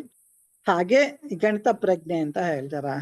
ಗಣಿತ ಪ್ರಜ್ಞೆ ಹೇಗ್ ನನ್ನಲ್ಲಿ ಗಟ್ಟಿಯಾಗಿದೆಯೋ ಅದೇ ತರ ಯಾವುದೇ ಇದ್ರೊಳಗುವೆ ಬದಲಾಗದೆ ಇರುವಂಥದ್ದು. ಇವಾಗ ಸಪೋಸ್ ಈ ದೇಹಕ್ಕೆ ಬದಲಾವಣೆಗಳಿದೆ, ಆದ್ರೆ ಆತ್ಮಜ್ಞಾನಕ್ಕೆ ಯಾವುದೇ ಬದಲಾವಣೆಗಳು ಇಲ್ಲ. ದೇಹ ಬದಲಾಗ್ತಾ ಹೋಗ್ಬೋದು. ನಾನು ಚಿಕ್ಕ ವಯಸ್ಸಿದ್ದ ದೇಹ ಇವತ್ತು ಇಲ್ದಲೇ ಇರ್ಬೋದು. ಆದ್ರೆ ಆತ್ಮಜ್ಞಾನ ಅನ್ನೋದು ಯಾವುದೇ ಕಾರಣಕ್ಕೂ ಬದಲಾಗೋದಿಲ್ಲ ಅನ್ನುವಂಥದ್ದು ಇದರೊಳಗೆ ನಮ್ಗೆ ಸ್ಪಷ್ಟ ಆಗಿರೋದು. ಅದನ್ನ ನಾವು ಗಟ್ಟಿ ಮಾಡ್ಕೋಬೇಕು. ಹೇಗೆ ಈ ಮಗ್ಗಿ ಇದೆಯೋ ಬದಲಾವಣೆ ಹೊಂದಲ್ವೋ ಹಾಗೆ ಈ ಜ್ಞಾನವೂ ಸಹಿತ. ಏನು ಜ್ಞಾನ? ಈ ದೇಹ ಬುದ್ಧಿ ಮನಸ್ಸು ಯಾವುದು ಅಲ್ಲ. ಈ ಪ್ರಪಂಚ ಅನ್ನೋದು ಏನಿದೆ ಅದು ಮಿಥ್ಯ ಆಗಿದೆ. ನನ್ನ ಬೆಳಕಿನಲ್ಲಿ ಕಾಣ್ತಾ ಇರುವಂತದ್ದು ಪ್ರಪಂಚ. ಹಾಗಾಗಿ ಇದು ಯಾವುದು ಶಾಶ್ವತ ಅಲ್ಲ ಅನ್ನೋಂಥದ್ದು ಒಂದು ನನಗೆ ಆ ಜ್ಞಾನ ದೃಢವಾದಾಗ ಮಾತ್ರ, ಯಾರು ಅಲುಗಾಡದಲ್ಲಿ ಇರ್ತಾನೋ, ದೃಢವಾಗಿರ್ತಾನೋ ಅವನನ್ನ ಆತ್ಮಜ್ಞಾನಿ ಅಥವಾ ಸ್ಥಿತ ಪ್ರಜ್ಞ ಅಂತ ಹೇಳ್ತಾರೆ. ಹಾಗೆ ನಾವು ಇನ್ನು ಮುಂದಕ್ಕೆ ಹೋಗ್ತಾ ಇದೀವಿ. ನಾವು ಇಲ್ಲಿ ಆದಿ ಭೌತಿಕ, ಆದಿ ದೈವಿಕ, ಆಧ್ಯಾತ್ಮಿಕ ಬಂದಾಗ ನಮಗೆ ಗೊತ್ತಿದೆ ಭೌತಿಕದಲ್ಲಿ ಇವಾಗೆಲ್ಲ ಸಾಕಷ್ಟು ಏರುಪೇರುಗಳು ಆಗ್ತಾ ಇರತ್ತೆ ಅಂತ ಹೇಳಿ. ಹಾಗೇನೆ ಇದು ಆದಿ ದೈವಿಕದಲ್ಲಿ ಈ ಭೂಕಂಪ ಆಗತ್ತೆ, ಸುನಾಮಿ ಬರುತ್ತೆ, ಇನ್ನು ಮಾಸಲಿ ಬೇಕಷ್ಟು ನಡೆಯತ್ತೆ. ಸೊ ಯಾವ್ದೇ ಬಂದ್ರು ಸಹಿತ ಹೇಗೆ ಈ ಸಾಂಖ್ಯಶಾಸ್ತ್ರದ್ದು ಬದಲಾವಣೆ ಹೊಂದಲ್ವೋ, ನಾನು ಆತ್ಮ ಇವ ಯಾವುದಕ್ಕೂ ನನಗೂ ಯಾವುದೇ ಸಂಬಂಧ ಇಲ್ಲ.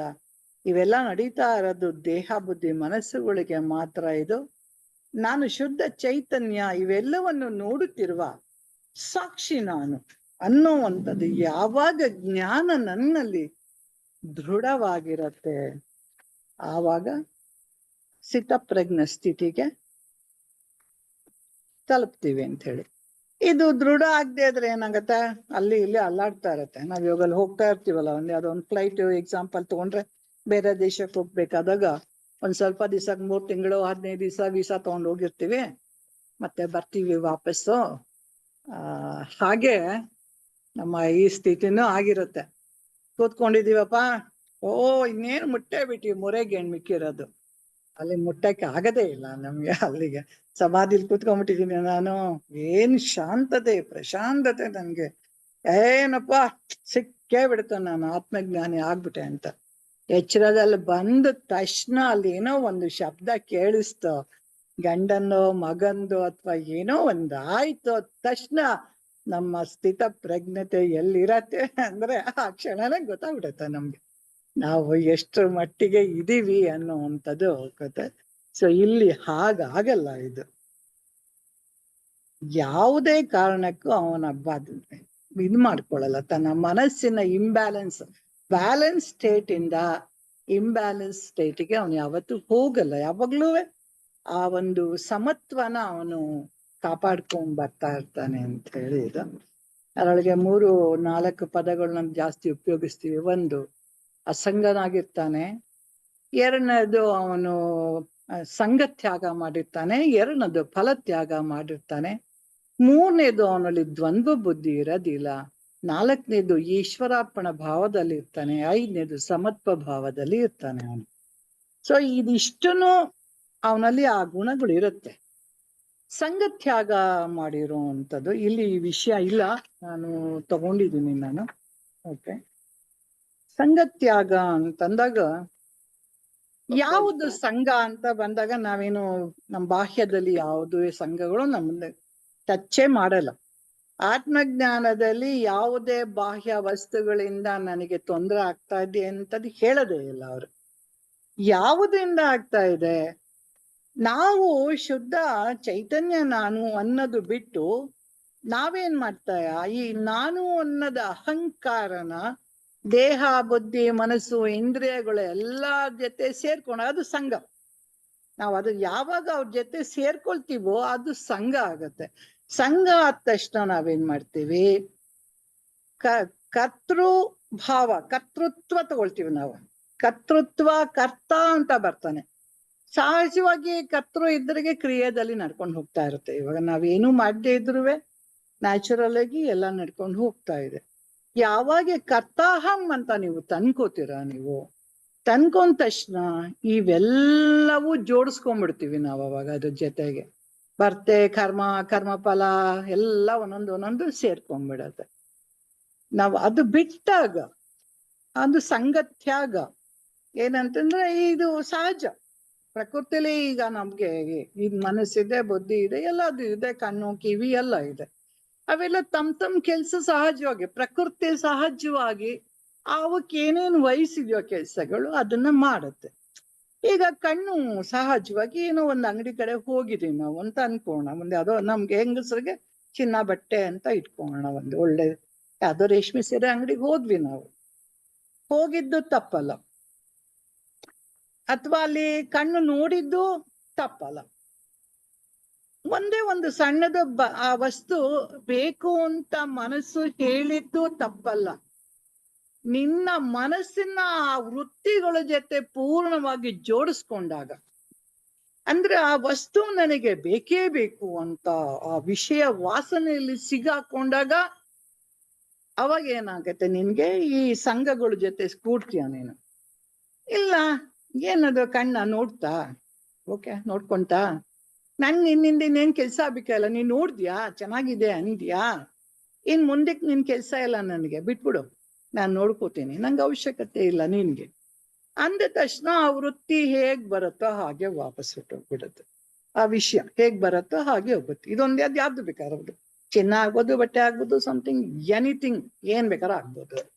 ಅಥವಾ ಮನೇಲಿ ಒಂದು ಸ್ವೀಟ್, ನನ್ಗೆ ಶುಗರ್ ಇದೆ, ಮನೇಲಿ ತುಂಬಾ ಸ್ವೀಟ್ ಇದೆ, ಅದು ಯಾವಾಗ್ಲೂ ಕಣ್ಣು ನೋಡ್ತಾನೆ ಇರುತ್ತೆ. ಹಳೇದ್ ರುಚಿ ನನ್ನಲ್ಲಿ ಇದೆಯಲ್ಲ, ಟೇಸ್ಟ್ ಬಡ್ಸ್ ಅಲ್ಲಿ ಹಿಂದೆ ನಾನು ಆ ರುಚಿ ತಿನ್ಸಿದ್ದೀನಲ್ಲ ಶುಗರ್ ಬರಕ್ ಮುಂಚೆ, ಅದು ಸಹಜವಾಗಿ ಕಣ್ಗಳು ನೋಡುತ್ತೆ. ನೋಡಿದ ತಕ್ಷಣ ನಾಲ್ಗೆನೂ ಸ್ವೀಟು ಅಂತ ಹೇಳುತ್ತೆ ಅದು. ಅವಾಗ ನನ್ನಲ್ಲಿ ವಿವೇಕ ಜಾಗೃತ ಆಗುತ್ತೆ. ಇದು ಎಲ್ಲವಾಗ್ಲೂ ವಿವೇಕನ ನಾವು ತಗೊಂಡ್ಬರುವಂಥದ್ದು. ಆಧ್ಯಾತ್ಮಿಕದಲ್ಲಿ ಯಾವಾಗ್ಲೂ ವಿವೇಕ ಅನ್ನೋದು ತುಂಬಾ ಮುಖ್ಯವಾಗಿರುವಂಥದ್ದು. ಯಾವಾಗ ನನ್ನಲ್ಲಿ ವಿವೇಕ ಜಾಗ್ರತೆ ಆಗಿರುತ್ತೆ, ಅಂದ್ರೆ ನನ್ನ ಪ್ರಜ್ಞೆಯಲ್ಲಿ ನಾನು ಇರ್ತೀನಿ, ಅವಾಗ ಏನಾಗುತ್ತೆ? ಅದು ಹೇಳುತ್ತೆ ಸ್ವೀಟು ಓಕೆ, ಅದಿಷ್ಟ, ಅದು ನೋಡುದಾಯ್ತಲ್ಲ, ಅದ್ ನಿನಗೆ ತೊಂದರೆ ಕೊಡುತ್ತೆ, ಬೇಡಪ್ಪ ಅನ್ನೋ ವಿವೇಕ ನನಗೆ ಹೇಳಿದ ತಕ್ಷಣ ಅದು ಇನ್ನೆಂತದೇ ಇರ್ಲಿ ನಾವು ಮುಟ್ಟೋದಿಲ್ಲ ಅದನ್ನ, ಅಲ್ವಾ? ಹಾಗೆ ಇದ್ ಯಾವ್ದಾದನ್ನು ನಾವು ದೂರ್ಕೊಂಡ್ಬಿಟ್ಟು ಅಯ್ಯೋ ಹಾಳಾದ್ ಕಣ್ಣು ಅಲ್ಲಿ ಹಾಯಿಸ್ಬಿಡುತ್ತೆ, ಇನ್ನೊಂದ್ ಮಾಡುತ್ತೆ, ಹಾಳಾದ್ ಮನಸ್ಸು, ಹಾಳಾದ್ ಬುದ್ಧಿ, ಯಾವ್ದನ್ನು ಹೇಳ್ಬಾರ್ದು. ಪ್ರಕೃತಿ ಎಲ್ಲವನ್ನು ತುಂಬಾ ಚೆನ್ನಾಗಿ ಸಿಸ್ಟಮ್ಯಾಟಿಕ್ ಆಗಿ ಭಗವಂತ ಸೃಷ್ಟಿ ಮಾಡಿ ಇಟ್ಟಿದ್ದಾನೆ. ಏನೇನಿದೆಯೋ ಹಾಗಾಗಿ ಒಪ್ಕೊಂಬಿಡೋದಷ್ಟೆ. ಕಣ್ಣಿನ ಧರ್ಮ ನೋಡೋದು, ಕಿವಿ ಧರ್ಮ ಕೇಳೋದು, ಮೂಗಿನ ಧರ್ಮ ವಾಸನೆ ನೋಡೋದು, ನಾಲ್ಗೆ ಧರ್ಮ ರುಚಿ ನೋಡೋದು, ಎಲ್ಲವೂ ಇದೆ. ಅದಕ್ಕೆ ಏನೇನ್ ಬೇಕೋ ಹಾಗೆ ಕೊಡಿ. ಯಾತ್ರೊಳಗೂ ನನ್ನ ಮನಸ್ಸನ್ನ ಅದರೊಳಗೆ ತಗೊಂಡೋಗೋದು ಬೇಡ, ಸಂಘದ ಜೊತೆ ಸೇರಿಸ್ಕೊಳ್ಳೋದು ಬೇಡ, ಅಲ್ವಾ? ಈಗ ಒಂದು ಆಹಾರ ಬರುತ್ತೆ, ಸಹಜ ಸ್ವೀಕಾರ ಮಾಡ್ಬಿಟ್ರೆ ಎಲ್ಲಾರ ಜೊತೆ ಉಪ್ಪು ಸಾಲ್ದು, ಹುಳಿ ಸಾಲ್ದು, ಖಾರ ಸಾಲ್ದು, ಇದು ಸಾಲ್ದು ಅಂತ ಶುರು ಮಾಡಿದ ತಕ್ಷಣ ಸಂಘ ಗೂಡಕ್ ಶುರು ಆಗ್ಬಿಡತ್ತೆ ಎಲ್ಲ. ಅದಾದ ತಕ್ಷಣ ಶುರು ಮಾಡ್ತೀವಿ ಮನೇಲಿ, ನೀನು ನೆಟ್ಟಿಗೆ ಒಂದು ಅಡಿಗೆ ಮಾಡಕ್ ಬರಲ್ವಾ, ಇದು ಹಾಕ್ಲಿಲ್ವಾ, ಅದು ಹಾಕ್ಲಿಲ್ವಾ ಅಂತ ಎಲ್ಲ. ಸೊ ಇವೆಲ್ಲ ಬರುತ್ತೆ. ಹಾಗಾಗಿ ನಾವು ಯಾವುದನ್ನ ಹೇಗೆ ವಿವೇಕದಿಂದ ಉಪಯೋಗಿಸ್ಕೋತೀವಿ, ಹಾಗೆ ಬಳಸ್ಕೋತೀವಿ ಅನ್ನುವಂಥದ್ದು ತುಂಬಾ ಮುಖ್ಯ ಈ ಆತ್ಮಜ್ಞಾನದಲ್ಲಿ, ಆಧ್ಯಾತ್ಮದಲ್ಲಿ. ಸೊ ಅವನು ವಿವೇಕ ಜಾಗೃತ ಆಗಿರುತ್ತೆ, ಸ್ಥಿತ ಪ್ರಜ್ಞದಲ್ಲಿ ಇರ್ತಾನೆ. ಅವನು ಯಾವ್ದಕ್ಕೂ ಸಮತ್ವದಲ್ಲಿ ಇರ್ತಾನೆ. ಅವನ್ಗೆ ಈ ಸಂಘದಿಂದನೂ ಏನು ಬೇಕಾಗಿಲ್ಲ, ಸಂಘನೂ ಕೂಡಲ್ಲ ಅವನು. ಆ ಫಲಾನು ಅವನಿಗೆ ಯಾತ್ರದ ಫಲಾನು ಬೇಕಾಗಿರಲ್ಲ ಅವನಿಗೆ. ನನ್ಗೆ ಇದು ಒಳ್ಳೇದು, ಇದು ಕೆಟ್ಟದು, ಇದು ಮಾಡಿದ್ರೆ ಇದಾಗತ್ತೆ ಅನ್ನುವಂಥದ್ದು ಅವನಿಗೆ ಫಲ ತ್ಯಾಗ ಮಾಡ್ಬಿಟ್ಟಿರ್ತಾನೆ. ಅದು ಅವನಿಗೆ ಯಾವ್ದೇ ಇರೋದಿಲ್ಲ. ದ್ವಂದ್ವ ಬುದ್ಧಿ ಅಂತ ಇಲ್ವೇ ಇಲ್ಲ. ದ್ವಂದ್ವ ಬುದ್ಧಿ ಯಾವಾಗಿರುತ್ತೆ? ನನಗೆ ಪೂರ್ಣ ಜ್ಞಾನ ಬರ್ದೇ ಇದ್ದಾಗ ನನ್ನಲ್ಲಿ ದ್ವಂದ್ವ ಬುದ್ಧಿ ಇರುತ್ತೆ. ಯಾವಾಗ ನನ್ನಲ್ಲಿ ಪೂರ್ಣ ಜ್ಞಾನ ಬರುತ್ತಾ ಆ ದ್ವಂದ್ವ ಬುದ್ಧಿ ಹೊರಟೋಗುತ್ತೆ. ಯಾಕೆಂದ್ರೆ ಎಲ್ಲವೂ ನಾನೇ ಆಗಿರ್ತೀನಿ ಅನ್ನೋ ಒಂದು ಜ್ಞಾನದಲ್ಲಿ ಇರ್ತಾನೆ. ಹಾಗೆ ಅದಕ್ಕೋಸ್ಕರ ನಾವೆಲ್ಲೂ ಹೋಗ್ಬೇಕಾಗಿಲ್ಲ. ನಾನು ಆ ಶುದ್ಧ ಚೈತನ್ಯ ಆತ್ಮನೇ ನಾನು ಅನ್ನುವಂಥದ್ದು ಜ್ಞಾನ ನಮ್ಮಲ್ಲಿ ದೃಢವಾಗಿರ್ಬೇಕು. ಇದಕ್ಕೆ ಆತ್ಮಜ್ಞಾನ ಅಂತ ಹೇಳಿ. ಅಂದ್ರೆ ಇದೇನು ಹೊಸ ಅನುಭವನ?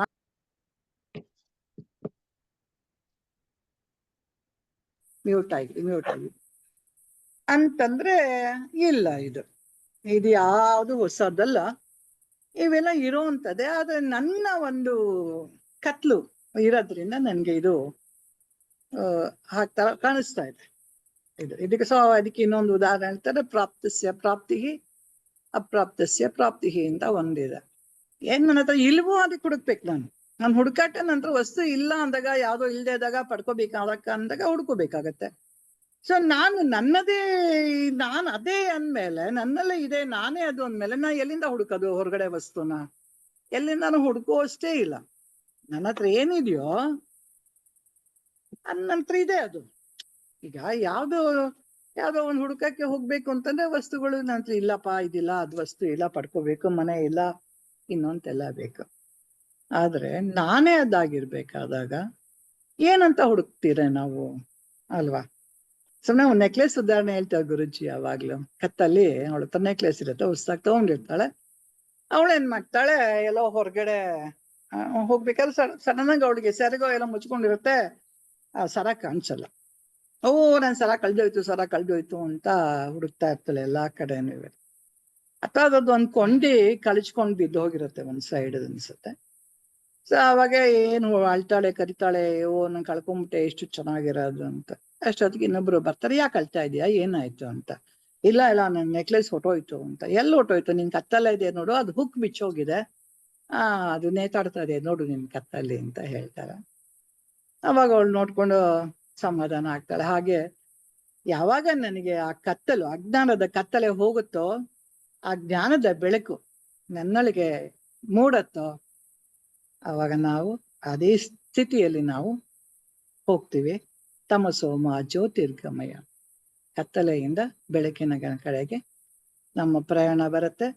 ಸೊ ಅವಾಗ ನಾವು ಆ ಒಂದು ಹಂತ, ಜೀವನ್ ಮುಕ್ತ ಅಥವಾ ಸ್ಥಿತ ಪ್ರಜ್ಞಾ ಹಂತಕ್ಕೆ ನಾವು ತಲುಪ್ತೀವಿ. ತುಂಬಾ ಜಾಸ್ತಿ ಹೇಳ್ಬಿಟ್ಟೆ ಅನ್ಸುತ್ತೆ ನಾನು. ಇಲ್ಲ, ಚೆನ್ನಾಗಿ ಹೇಳ್ತಿದ್ದೀರಾ. ನೆಕ್ಸ್ಟ್ ಹೇಳಿ ನೀವೇನೆ, ಮೃತ್ಯುವಿನಿಂದ ಅಮೃತತ್ವದ ಕಡೆಗೆ. ಚೆನ್ನಾಗಿ ಹೇಳಿದೆ.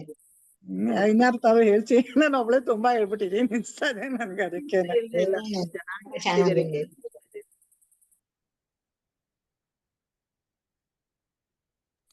ಮೂರ್ತಿಗಳು ಏನಾದ್ರು ಹೇಳ್ತಾರ?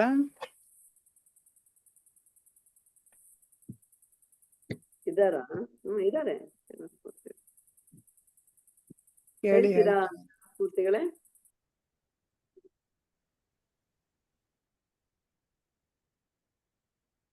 ಏನೋ ಶಬ್ದಾನೇ ಇಲ್ವೇ? ನೀವಿರೋದೇ ಇಬ್ರು, ನಾನು ಕಲ್ಯಾಣಿ ಇಬ್ರೇನೆ.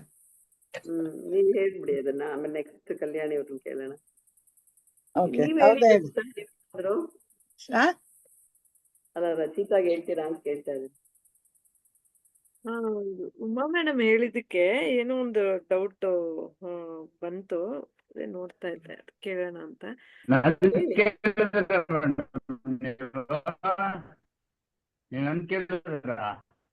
ಹಾ ನಿಮ್ಮನ್ ಕೇಳಿದ್ರು ಸರ್. ವಾಯ್ಸ್ ಬ್ರೇಕ್ ಆಗ್ತಾ ಇದೆ. ಕೇಳಿದ್ವಿ ನೀವು ರಜಿತಾ ನೀವು ಅವರು ಅದೇನ್ ಬ್ಲೂಟೂತ್ ಕನೆಕ್ಟ್ ಮಾಡ್ಕೊಂಡ್ಬಿಟ್ಟು ನೀವ್ ಏನ್ ಪ್ರಶ್ನೆ ಕೇಳಿದ್ರಿ ರಜಿತಾ ಈಗ?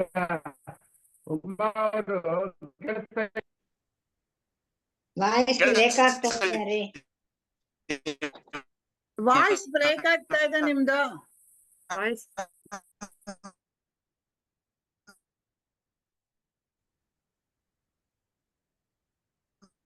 ವಾಯ್ಸ್ ಬ್ರೇಕ್ ಆಗ್ತಾ ಇತ್ತು.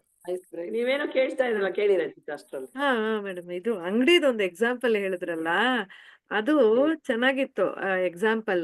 ಆ ಎಕ್ಸಾಂಪಲ್ ಅಲ್ಲಿ ಇವಾಗ ಹೋಗ್ತೀವಿ, ಇಂದ್ರಿಯಗಳ ಕೇಳಿಸ್ತಾ ಇದೆಯಾ? ಇವಾಗ ಕೇಳಿಸ್ತಾ ಇದೆ ಸರ್. ಇಲ್ಲ ಮತ್ತೆ ಈಗ ಬ್ರೇಕ್ ಕೇಳಿಸ್ತಾ ಇದೆಯಾ? ತುಂಬಾ ಇವಾಗ ಬ್ರೇಕ್ ಮಾತಾಡಿ ಆಗ್ತಾ ಇದೆ. ಸ್ವಲ್ಪ ಹೌದಾ? ನೋಡೋಣ ಕೇಳಿಸ್ತಾ ಇಲ್ವಾ? ಸ್ವಲ್ಪ ಕೇಳಿಸ್ತಾ ಇದೆ, ಆದ್ರೆ ಬ್ರೇಕ್ ತರ ಆಗ್ತಾ ಇದೆ.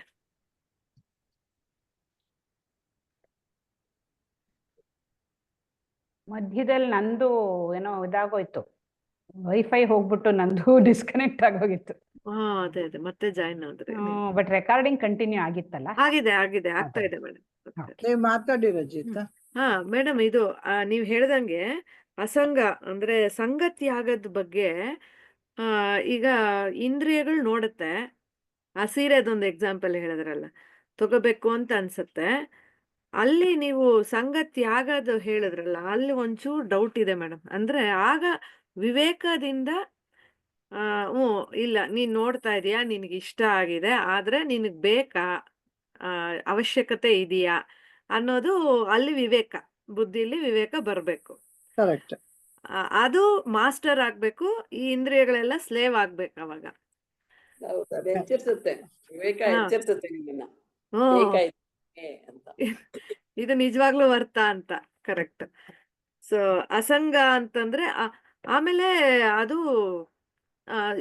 ಅದೇ ಸತ್ಯ ಅಸತ್ಯ, ನಿತ್ಯ ಅನಿತ್ಯ, ಆ ತರ ವಿವೇಕ, ಆ ತರನು ನಾವು ವಿಂಗಡಣೆ ಮಾಡ್ತಾ ಇಲ್ಲಿ ಕತ್ತಲೆಯನ್ನ ದೂರ ಮಾಡ್ತಾ, ಅಂದ್ರೆ ಬೆಳಕನ್ನ ಅರಿವಿಗೆ ತಂದ್ಕೊಡ್ತಾ ಇರ್ತೀವಿ. ಯಾವ್ದು ಸತ್ಯ ಅನ್ನೋದನ್ನ ಅರಿವಿಗೆ ತಂದ್ಕೊತಾ ಇದ್ರೆ ಅದೇ ಕತ್ಲನ್ನ ದೂರ ಮಾಡುತ್ತೆ ಅಲ್ವಾ ಮೇಡಮ್? ಹಾಗೆ ಕತ್ಲಂದ್ರೆ ಅಜ್ಞಾನ ಅಂತ ಹೇಳ್ಬಿಡ್ತಾರೆ ಅಷ್ಟೇ. ಹಾ, ಅಜ್ಞಾನ ಅಷ್ಟೇ. ನನ್ಗೆ ಅದ್ರ ಬಗ್ಗೆ ಗೊತ್ತಿಲ್ಲ. ಈಗ ನನ್ಗೆ ಈ ವಿಷಯ ಗೊತ್ತಿರ್ಲಿಲ್ಲ.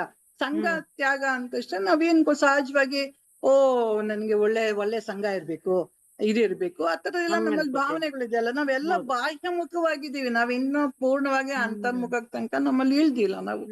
ಸೊ ಹಾಗಾಗಿ ನಾವೆಲ್ಲ ಬಾಹ್ಯದಲ್ಲೇ ನೋಡ್ತೀವಿ ನಾವು.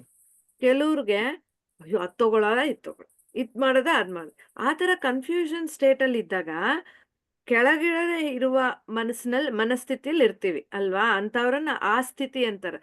ಸ್ಥಿತ ಪ್ರಜ್ಞನಿಗೆ ಕರೆಕ್ಟ್ ಆಗಿ ಗೊತ್ತಿರತ್ತೆ, ಇದ್ ನನ್ಗ್ ಬೇಕಾ, ಇಷ್ಟು ದುಡ್ಡು ಕೊಡ್ಲೇಬೇಕಾ ಇದಕ್ಕೆ, ಇದ್ ನನ್ಗೆ ಅವಶ್ಯಕತೆ ಇದೆಯಾ, ಅಥವಾ ಲಕ್ಸುರಿಗೋಸ್ಕರ ತಗೋಬೇಕಾ ಅಂತ ಒಂದು ಕ್ಲಾರಿಟಿ ಇರತ್ತೆ. ಈ ಕನ್ಫ್ಯೂಷನ್ಸ್ ಇರೋರು ಆತರ ಸಂಘ ಆತರ ಆದ್ರೆ ಇನ್ನೂ ವಿವೇಕ ಜಾಗೃತಿ ಆಗಿರೋದಿಲ್ಲ ಅಂತ ಅಲ್ವಾ?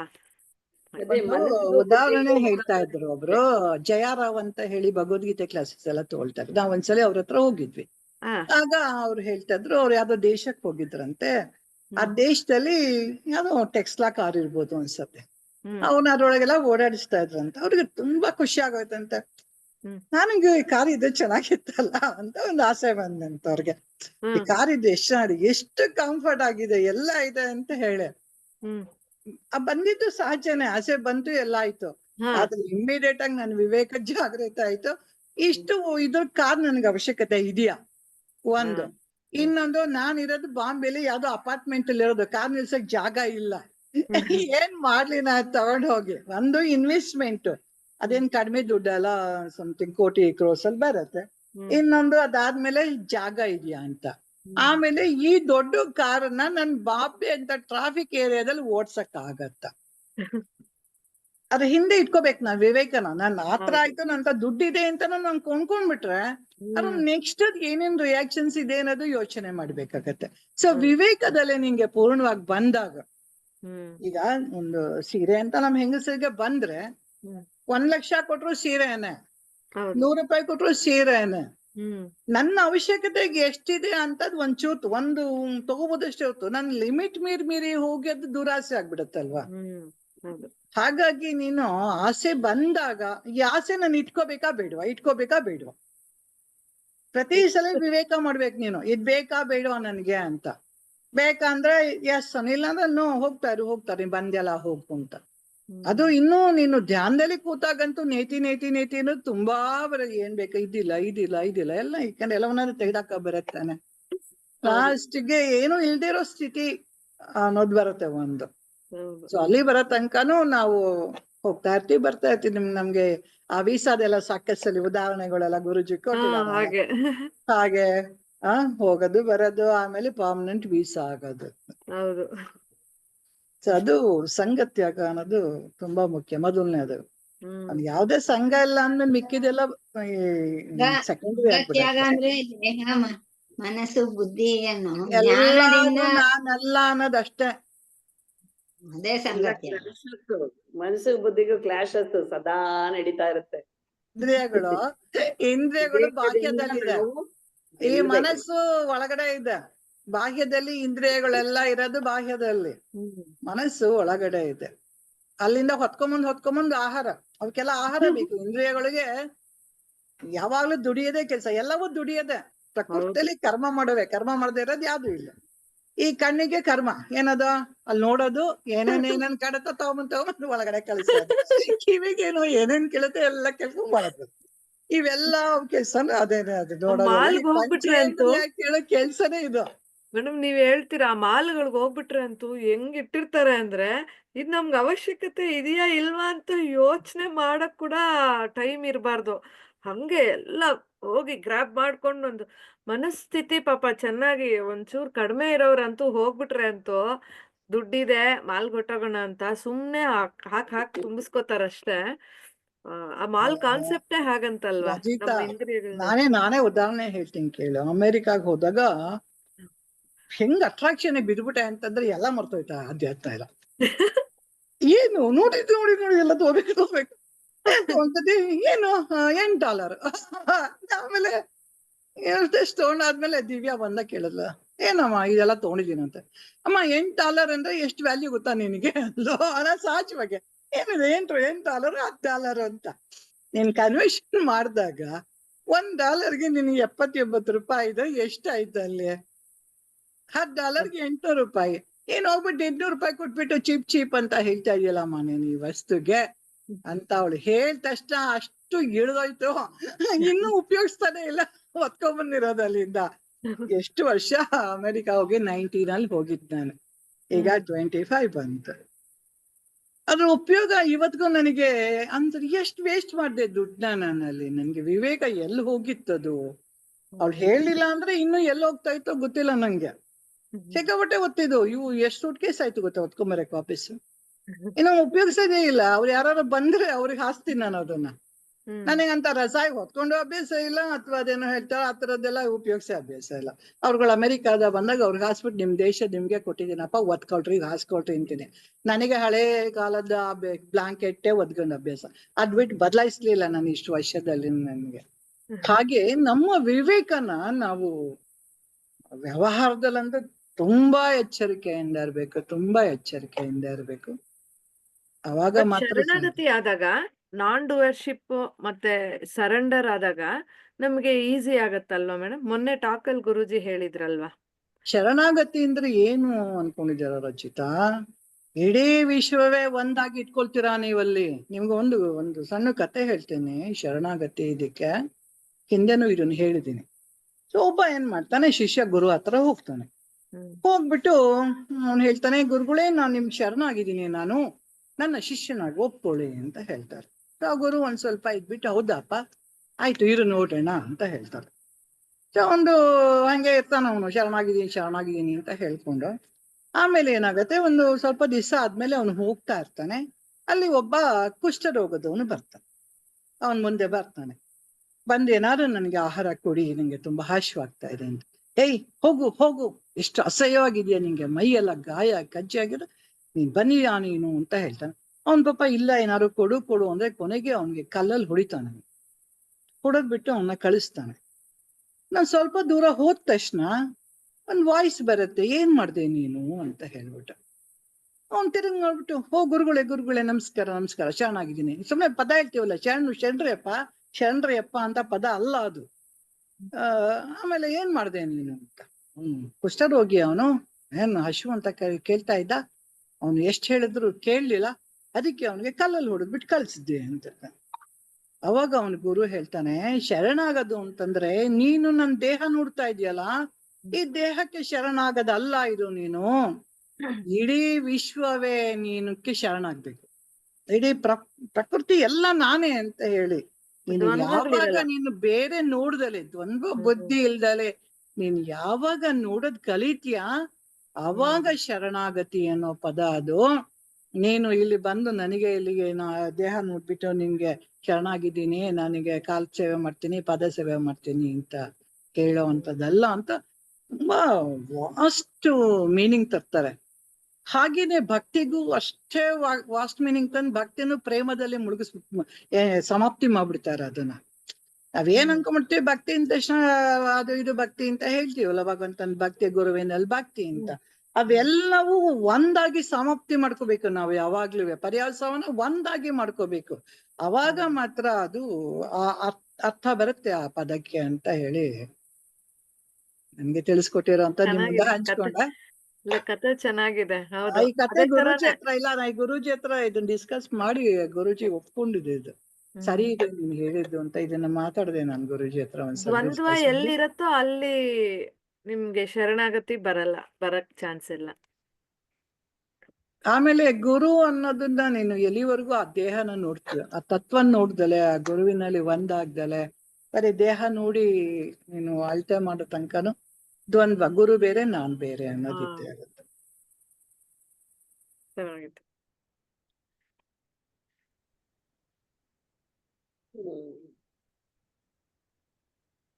ಶ್ರೀನಿವಾಸ ಮೂರ್ತಿಗಳು ಇದಾರಾ?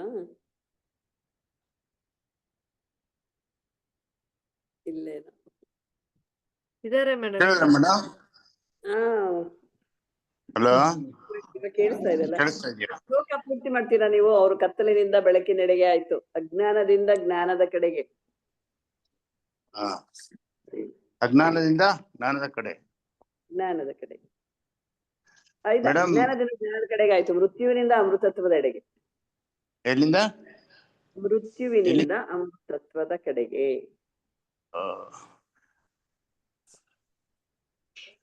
ಈ ಮೃತ್ಯು ಅಂದ್ರೆ ಏನ್ ಮೇಡಮ್? ಸಾವು ಅಲ್ವಾ? ಮೃತ್ಯು ಅನ್ನೋದು ನಾವು ಸಾವು ಅಂತ ಈಗ ಈ ಒಂದು ಆಧ್ಯಾತ್ಮಿಕ ಇದಕ್ಕೆ ಚಿಂತನೆಗೆ ಬಂದಾಗ ಹುಟ್ಟು ಸಾವಿದ್ಯಾ ಅನ್ನೋದು ಒಂದು ಅನ್ವೇಷಣೆ ಮಾಡಿಕೊಂಡಾಗ ನಮಗೆ ಕ್ಲಾರಿಟಿ ಬಂದಿರಬೇಕು. 100% ಅದು ಏನು ಪ್ರಾಕ್ಟಿಕಲ್ ಇಲ್ಲದೆ ಇದ್ರೆ ಥಿಯರಾಟಿಕಲ್ ಆದ್ರೂ ಹುಟ್ಟು ಸಾವು ಇಲ್ಲದಂಥ ನಾನು ಅಂತ ಕನ್ಫರ್ಮ್ ಆಗಿದ್ದಾಗ ಅಸತೋಮ ಸದ್ಗಮಯ ತಮಸೋಮ ಜ್ಯೋತಿರ್ಗಮಯ ಮೃತ್ಯೋರ್ಮ ಅಮೃತಂ ಗಮಯ. ಸೊ ಆ ಅಮೃತತ್ವದ ಕಡೆಗೆ ಅಂದರೆ ಆ ಒಂದು ಅಮೃತ ಅಂದ್ರೆ ಚೈತನ್ಯ, ಚೇತನ ಅಂತ ಏನ್ ಹೇಳ್ತೀವಿ ಅದು. ಸೊ ಅದನ್ನ ತಲುಪಬೇಕಾದಾಗ ನಮ್ಮಲ್ಲಿ ಈ ಒಂದು ಗುರುಗಳು ಹೇಳ್ದಂಗೆ ನಾನೆಂಬುದು ನಾನಲ್ಲ, ದೇಹ ಮನ ಬುದ್ಧಿ ನಾನಲ್ಲ, ಸಚ್ಚಿದಾನಂದ ಆತ್ಮ ಶಿವನಾನು ಅಂತ ಏನ್ ಹೇಳ್ತೀವೋ ಅದರಲ್ಲೇನೆ ನಾನು ದೇಹ ಮನಸ್ಸು ಬುದ್ಧಿ ಅನ್ಕೊಡೋದು ಮೃತ್ಯು.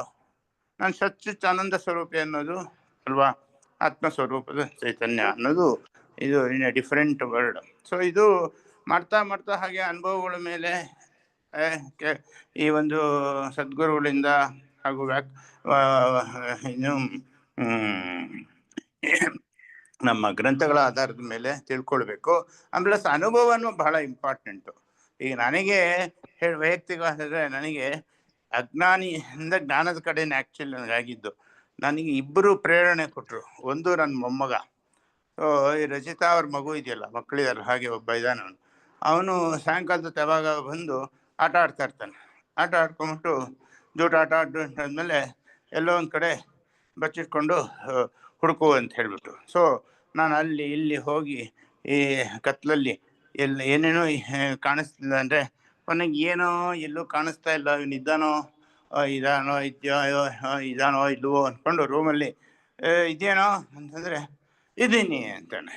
ನಾನು ಅಲ್ಲ ಇದ್ದೀನಿ ಅಂತ ನೀನು ಹೇಳ್ತಾ ಇದೆಯಾ, ನೀನು ಕಾಣಿಸ್ತಾ ಇಲ್ವಲ್ಲ ಅಂದರೆ, ತಾತ ನಿಂಗೆ ವಯಸ್ಸಾಗ್ಬಿಟ್ಟಿದೆ ಗೊತ್ತಾಗಲ್ವಾ, ನಾನಿದ್ದೀನಿ, ನಿಂಗೆ ಕಾಣಿಸಲ್ಲ, ನೀನು ಸರಿಯಾಗಿ ನೋಡು ಅಂತ ಹೇಳ್ತಾಳೆ. ಆವಾಗ ಹೌದಾ ನೀನು ಇದ್ದೀನಿ ಅಂದರೆ ನನಗೆ ಕಣ್ಣು ಕಾಣಿಸ್ತಾ ಇಲ್ಲ. ಸೊ ಇದ್ದೀನಿ ಅಂದರೆ ನೀನು ಇದ್ದೀನಿ ಅಂತ ಕಾಣಿಸ್ತಾ ಇದೆ ಅಂದರೆ ಅದು ಕಣ್ಣಿಗೆ ಕಾಣದಂತಹ ಒಂದು ಬೆಳಕು ಅಂತ ಆವಾಗ ಗೊತ್ತಾಯ್ತು ನನಗೆ. ಯಾಕೆ ಕಣ್ಣಿನಿಂದ ನೋಡೇ ನಾವೆಲ್ಲ ಗುರುತಿಸ್ತೀವಿ. ಅಂದರೆ ಲೈಟ್ ಬೆಳಕಾಗಲಿ ಸೂರ್ಯನ ಬೆಳಕಾಗಲಿ ಇದರಿಂದ ನೋಡಿ ನಾವು ಗುರುತಿಸಿ ಆ ಬೆಳಕು ಅಂದ್ಕೊಂಡಿರ್ತೀವಿ. ಆಗ ಮೊಮ್ಮಗ ಹೇಳಾದ್ಮೇಲೆ ಅವನು ಕೇಳ್ತಾ ಇರ್ತಾನ ನಮ್ಮ ಸಾತ್ವಿಕು. ಸೊ ಆಮೇಲೆ ನಾನು ಗೊತ್ತಾಗಲ್ವಾ ನಿಂಗೆ ಕಾಣಿಸ್ತೀನಿ, ನಾನು ಕಾಣಿಸ್ತೀನಿ ಅಂತ ಹೇಳಿದಾಗ ಆವಾಗ ನಂಗೆ ಅರಿವಾಯ್ತು, ಹೌದಲ್ವಾ, ನನ್ನನ್ನು ನೋಡೋದಕ್ಕೆ ನನಗೆ ಇನ್ಯಾವುದೋ ಒಂದು ಬೆಳಕಿನ ಅವಶ್ಯಕತೆ ಇಲ್ಲ, ನನ್ನ ಬೆಳಕನ್ನು ನಾನು ನೋಡಬಹುದು ಅನ್ನೋದು. ಆ್ಯಕ್ಚುಲಿ ಹೇಳೋದಾದರೆ ಅದು ಆಟ ಆಡಿಕೊಂಡು ಅಂದರೆ ಎಷ್ಟೇ ನಾವು ಮಾಡಿದ್ರು ಅದೊಂಥರ ಪ್ರಾಕ್ಟಿಕಲ್ ನಾಲೆಡ್ಜ್ ಬರಬೇಕಲ್ವಾ. ಆ ಒಂದು ಇದರಲ್ಲಿ ನನಗೆ ಇನ್ನೊಂದು ಅನುಭವ ಆಯಿತು. ಇನ್ನೊಂದು ಅನುಭವ ಏನು ಅಂದರೆ, ನಾನು ನಮ್ಮ ಧರ್ಮಪತ್ನಿ ಊಟಕ್ಕೆ ಕೂತ್ಕೊಂಡಾಗ ಅವ್ರು ಊಟ ಹಾಕ್ತಾ ಇರ್ತಾರೆ, ನಾವು ತಿಂತಾನೇ ಇರ್ತೀವಿ. ಚುಪ್ ಅನ್ನಲ್ಲ ಮೇಡಮ್. ಯಾಕೆ ಅಂದರೆ ಮೌನವಾಗಿ ತಿನ್ಬೇಕು, ಗೊತ್ತಾಯ್ತಾ. ಅದರಲ್ಲಿ ಏನಿದೆ, ಉಪ್ಪಿದೆಯಾ ಖಾರ ಇದೆಯೋ ಏನಿದೆಯೋ ಎಲ್ಲ ಗೊತ್ತಿಲ್ಲ. ಜ್ಞಾನಿಗಳು ಏನೋ ಮಾಡಿ ಬರ್ಸಿರ್ತಾರೆ, ಆದ್ರೆ ಒಳಗ್ ಮನಸ್ಸು ಇಂಥ ತಿಂತೀಯ ಎದರ ಮೇಲೆ ಅನ್ನುತ್ತೆ. ಬೇಡ ಬೇಡ, ಜ್ಞಾನಿಗಳು ಹಾಕ್ತಾ ಇದ್ದಾರೆ, ಜ್ಞಾನಿಗಳು ಕೊಟ್ಟಿದ್ದ ಪ್ರಸಾದ ಅಂತ ಸ್ವೀಕರಿಸ್ಬೇಕು ಅಂತ ಹೇಳ್ಬಿಟ್ಟು ಆಮೇಲೆ ಅಲ್ಲಿಗೂ ಮನಸ್ಸು ಬಿಟ್ಟು ನಾನು ಒಳ ಮನಸ್ಸು ಹೇಳೋದು ವಿರುದ್ಧ ಮಾಡಿ ಏನಾದ್ರು ಕೇಳಿ ಏನ್ರಿ ಇದು ಅಂತಂದ್ರೆ, ವಯಸ್ಸಾಯ್ತು ಬಿಡ್ರಿ, ನಿಮ್ಗೆ ಏನು ತಿಂದ್ರು ರುಚಿನೇ ಸಿಗಲ್ಲ, ಏನಿದೆಯಾ ಹಾಕ್ಕೊಂಡು ಎದ್ದೇಳ್ರಿ ಅಂತಾರೆ. ಸೊ ಆವಾಗ ಅನ್ಕೊಂಡು, ನಾನು ಜ್ಞಾನಿಗಳ ಸಂಘದಿಂದ ಇರೋದ್ರಿಂದ ಇದನ್ನೆಲ್ಲ ಅದೇ ಬಿಡಿಸ್ಬಿಡ್ತಾ ಇದೆ, ನನಗೆ ಬೇಡ ಅದೇ ಬಿಡಿಸ್ಬಿಡ್ತಾ ಇದೆ, ನಾನು ಜ್ಞಾನಿ ಆಗೋದ್ರಲ್ಲಿ ಸಂದೇಹವೇ ಇಲ್ಲ ಅನ್ಕೊಂಡು ನಾನು ಈ ರೀತಿ ನನ್ನ ಒಂದು ಚಿಕ್ಕ ಅನುಭವನ ಹಂಚ್ಕೊಂಡಿದ್ದೀನಿ. ಹರಿ ಓಂ. ತುಂಬಾ ಚೆನ್ನಾಗಿತ್ತು ನಿಮ್ಮ ಅನುಭವ. ಏನ್ ಹೇಳಿದ್ರು ಅಷ್ಟು ನಗು ಬರ್ತಾ ಇದೆ. ನೋಡಿದ್ರ ಇಲ್ಲೇ ಇಷ್ಟು ನಗಿಸ್ತಾರೆ, ನಿಮ್ಮನ್ನ ಎಷ್ಟು ನಗಿಸ್ಬೋದು ದಿನದಲ್ಲಿ. ನಾ ಇಬ್ಬರು ಮಾತಾಡಲ್ಲ, ಮೊದಲನೇದಾಗಿ ಕೂತಿರ್ತಾರ, ನಾನ್ ಕೂತಿರ್ತೀನಿ. ಹಿಂದೆಲ್ಲ ನಮಗೂನು ಈ ತರ ಸತ್ಸಂಗದಲ್ಲಿ ಈ ತರ ಹೇಳ್ಕೊಂಡು ಖುಷಿ ಪಡಕ್ಕೆ, ಯಾಕೆಂದ್ರೆ ನೀವು ಖುಷಿ ಪಡ್ತೀರಾ ಅಂತ ಹೇಳ್ತೀವಿ. ಕೆಲವ್ರು ಹೇಳಕ್ ಹೋಯ್ತು ಅಂದ್ರೆ ಏನು ನನ್ನ ಮಗ ಏನೋ ಹೇಳ್ತಾನೆ, ಇವನು ಏನು ಅನ್ನೋದು ತಿಳ್ಕೊಂಡಿದ್ದೀನೋ ಇಲ್ವೋ ಬೇಡ, ಬಟ್ ಏನಿ ಸತ್ಸಂಗಲ್ಲಿ ಒಂದ್ ಸ್ವಲ್ಪ ಏನು ಇದಿದ್ರೆ, ಹಾಸ್ಯ ಇದ್ರೆ ಅದೊಂದ್ ಸ್ವಲ್ಪ ಮನದಟ್ಟಾಗುತ್ತೆ ಅಂತ ನನ್ನ ಒಂದು ಇದು. ಸರಿನೋ ಇಲ್ವೋ ನಮ್ಮ ಕಥೆನಿ ಮೇಡಮ್ ಹೇಳಬೇಕು. ಮೇ ಬಿ ರಾಂಗ್, ಯಾಕಂದ್ರೆ ಬೇರೆ ಕಡೆ AVSಗಳಲ್ಲಿ ಏನೋ ನೋಡ್ಕೊಂಡು ಬೈಕೋಬೋದೇನೋ ಗೊತ್ತಿಲ್ಲ. ಇಲ್ಲ ಸರ್, ಅದು ಗುರುಜಿನೂ ನೋಡಿದಿರಲ್ಲ, ಎಷ್ಟೋ ಕಡೆ ಟಾಕ್ಸ್ ಅಲ್ಲಿ ತಮಾಷೆ ಮಾಡ್ತಾನೆ ವಿಷಯ ತಿಳಿಸ್ತಾರೆ. ಹಾಗೆ ನಿಮ್ದು ಚೆನ್ನಾಗಿರುತ್ತೆ, ಒಂಥರ ವಿಷಯ ಮನದಟ್ಟಾಗೋದಕ್ಕೆ ತಮಾಷೆಯಿಂದ. ಆದ್ರೆ ಇನ್ನೊಂದು ಎಕ್ಸಾಂಪಲ್ ಸರ್, ಇಲ್ಲಿ ನಮ್ ತಾತ ಹೇಳೋರು, ಜ್ಞಾನಿಗಳು ಎಲ್ಲರ ಮನೆಯಿಂದ ಭಿಕ್ಷೆ ಬೇಡ್ಕೊಂಡು ಟೇಸ್ಟ್ ಗೊತ್ತಾಗ್ಬಾರ್ದು ಅಂತ ಎಲ್ಲ ಮಿಕ್ಸ್ ಮಾಡ್ಕೊಂಡು ತಗೊಳ್ಳೋರಂತಲ್ಲ. ಅಂದ್ರೆ ನಾಲಿಗೆಗೆ ಇಂಪಾರ್ಟೆನ್ಸ್ ಕೊಡ್ಬಾರ್ದು ಅಂತ. ಆ ತರದ್ ನೆನ್ಸ್ಕೊಂಬಿಡಿ ನೆಕ್ಸ್ಟ್ ಟೈಮ್ ಉಮಾ ಮೇಡಮ್ ಬಡಿಸ್ದಾಗ. ಅಂದ್ರೆ ಇಲ್ಲಿ ಉಮಾನು ಜ್ಞಾನಿ, ಇವರು ಜ್ಞಾನಿ ಅನ್ನೋದು ಅಲ್ಲಿ ಸಾಬೀತಾಯ್ತು. ಜ್ಞಾನಿಗಳು ಬಡಿಸ್ತಾ ಇದ್ದಾರೆ ಅಂತ ಅವ್ರು ಅಂದ್ಕೊಂಡ್ರು, ಆದ್ರೆ ಅದನ್ನ ಯಾವುದೇ ಒಂದು ನಿರ್ವಿಕಾರ ಭಾವನೆಯಿಂದ ಸ್ವೀಕರಿಸಿರೋದ್ರಿಂದ ಇವರು ಜ್ಞಾನಿಗಳು. ಜ್ಞಾನಿ, ಅದೇ. ಹೌದು. ನಮ್ಗೆ ಫಸ್ಟ್ ಆರ್ಟಿಫಿಷಿಯಲ್ ಇಂಟೆಲಿಜೆನ್ಸ್ ಬಂದು ಕೂತಿದೆ ಅನ್ಕೊಂಡ್ಬಿಟ್ಟಿದ್ದೆ ರಜಿತನ. ಆಮೇಲೆ ರಜಿತಾ ಇವಾಗ ಮಾತಾಡೋ ಭಾವಗಳಲ್ಲಿ ಇಲ್ಲ ಇದು ಆರ್ಟಿಫಿಷಿಯಲ್ ಇಂಟೆಲಿಜೆನ್ಸ್ ಆಗಕ್ಕೆ ಸಾಧ್ಯನೇ ಇಲ್ಲ. ಇದು ಒಳ ಮನಸ್ಸಿನಿಂದ ಎಲ್ಲ ಮಾತಾಡ್ತಾ ಇದೆ. ನಿಜವಾದ ರಜಿತಾ ಅಂತ ಈಗ ಖಾತ್ರಿ ಆಯ್ತು. ಮುಂಚೆ ಯಾಕೆಂದ್ರೆ ಆರ್ಟಿಫಿಷಿಯಲ್ ನೀವು ಎಲ್ಲೆಲ್ಲೋ ಮೇಲ್ಕ್ ಹೋಗ್ಬಿಟ್ಟಿದ್ದೀರಾ, ಇಲ್ಲಿ ಕೂಡಿಸ್ಬಿಟ್ಟು ಹೋಗ್ಬಿಟ್ರೆ ಆಯ್ತು ರೀ ನಾನು ಬಂದಿದ್ದೆ ಕ್ಲಾಸಿಗೆ ಗೊತ್ತಾಗಲ್ವಾ ಅಂತ. ಇಲ್ಲ ಸರ್, ಆರ್ಟಿಫಿಷಿಯಲ್ ಇಂಟೆಲಿಜೆನ್ಸು ನೀವ್ ಏನೇ ಮಾಡಿದ್ರು ದುಡ್ಡು ಚೆನ್ನಾಗಿ ಕೊಟ್ರೇನೆ ಅದೆಲ್ಲ ಯೂಸ್ ಮಾಡಕ್ಕಾಗೋದು. ಆಮೇಲೆ ಅನ್ಕೊಂಡ್ವಿ ಅದು ಅದನ್ನ ಯೂಸ್ ಮಾಡೋ ಬದಲು ನಾವು ನಮ್ಮ ಕ್ರಿಯೇಟಿವಿಟಿನ ಯೂಸ್ ಮಾಡ್ಕೊಂಡು ಎಷ್ಟಾದ್ರೆ ಅಷ್ಟು ಮಾಡೋಣ ಅಂತ ಒಂದು ಇದಕ್ ಬಂದ್ವಿ. ತುಂಬಾನೇ US ಅವರು ಇದ್ ಮಾಡ್ತಿದ್ದಾರೆ ಸರ್. ಅದು ಏನೇ ಬಳಸ್ಕೋಬೇಕಂದ್ರು ತುಂಬಾನೇ ನಾವು ಇದು ಪೇ ಮಾಡ್ಬೇಕತ್ತು, ಮಂತ್ಲಿಗೆ ಇಷ್ಟು ಅಂತ. ತುಂಬಾ ಕಡಿಮೆ ಇದ್ದಿದ್ರೆ ಎಲ್ರು ಹಂಗೆ ಮಾಡ್ಬಿಟ್ಟಿರೋರು. ಎಲ್ಲಾ ಮೀಟಿಂಗ್ಗಳಲ್ಲೂ ಆರ್ಟಿಫಿಷಿಯಲ್ ಇಂಟೆಲಿಜೆನ್ಸ್ ಅವ್ರನ್ನ ಹಾಕ್ಬಿಟ್ಟು ಹಾಕ್ಬಿಟ್ಟು ಅವ್ರ ಪಾಡ್ಗೆ ಅವ್ರು ಮಲ್ಕೊಂಡು ಗೊರ್ಕೆ ಹೊಡಿಯೋದು. ಗುರೂಜಿ ನಿಮ್ಮನ್ನೆಲ್ಲ ಸೆಲೆಕ್ಟ್ ಮಾಡಿದ್ದಾರೆ ಅಂದ್ರೆ ಅವ್ರು ತುಂಬಾ ಫೋರ್ ಥಿಂಕಿಂಗ್ ಮಾಡಿ ಸೆಲೆಕ್ಟ್ ಮಾಡಿದ್ದಾರೆ. ನೀವೆಲ್ಲ ಅಸೆಟ್ ಆಗ್ತೀರಾ ಅಂತೇಳಿ. ಅದೇ ಹೌದು, ಏನೋ ಗುರು ಕೃಪೆ. ಬಟ್ ಅದೆಲ್ಲ ಇನ್ನೊಂದು 5 ವರ್ಷ ಆದ್ಮೇಲೆ ಕಮ್ಮಿ ಆಗುತ್ತೆ. ಈಗ ಬಿಗಿನಿಂಗ್ ಅಲ್ವಾ, ಅದಕ್ಕೆ ಕಾಂಪೀಟ್ ಮಾಡೋರು ನಮ್ಮ ಇಂಡಿಯನ್ಸ್ ಇದ್ದಾರೆ. ಅವ್ರು ಇವಾಗ ಸುಮ್ನೆ ಹಿಡ್ತಾ ಇಟ್ಕೊಂಡಿದ್ದಾರೆ ಅಷ್ಟೇ. ಹೌದು. ಇಲ್ಲ ಸರ್, ರಿಸರ್ಚ್ ಮಾಡ್ತಾ ಇದಾರಂತೆ ನಮ್ದೇ ಓನ್ ಡೆವಲಪ್ ಮಾಡೋದಕ್ಕೆ, LLMs ಅದೆಲ್ಲ. ಬಟ್ ಅದಕ್ಕೆ ಪಾಪ ಇನ್ನೂ ಟೈಮ್ ಬೇಕು, ಫಂಡ್ಸ್ ಬೇಕು ಅವ್ರಿಗೆಲ್ಲ. RV ಕಾಲೇಜಲ್ಲಿ ರೂಪಶ್ರೀ ಅಂತ ಅವರು ಗುರೂಜಿ ಕಾಂಟ್ಯಾಕ್ಟ್ ಮಾಡ್ತಾ ಇದ್ದಾರೆ. ಅವ್ರ ಕಡೆಯಿಂದನೂ ಮಾಡಿಸ್ತಾ ಇದ್ದಾರೆ. ಅದೇ ನೋಡ್ಬೇಕು. ಬಟ್ ಅದೇ ಒಂದು ಕಲ್ತಿರೋದಂತೂ ಮ್ಯಾನೇಜ್ ಮಾಡೋದು ಹೇಗೆ ಅನ್ನೋದಂತ ಸ್ವಲ್ಪ ನೀಟಾಗಿ ಕಲ್ತ್ವಿ. ಕರ್ಮಯೋಗ ಥರನೇ ಬೈಕೊಳ್ದಿರಾ ಮಾಡ್ದಿರಾ ಸ್ಟ್ರೆಸ್ ಆದಾಗ, ನೋಡು ಬೈಕೋತಾ ಇದ್ದೀನಿ ನಾನು, ಸ್ಟ್ರೆಸ್ ಆಗ್ತಾ ಇದೆ, ಹಾಗಾದ್ರೆ ನನ್ಗೆ ಇನ್ನೂ ಬಂದಿಲ್ಲ ಜ್ಞಾನ ಅಂತ ಮಾತ್ರ ಗೊತ್ತಾಗ್ತಿತ್ತು.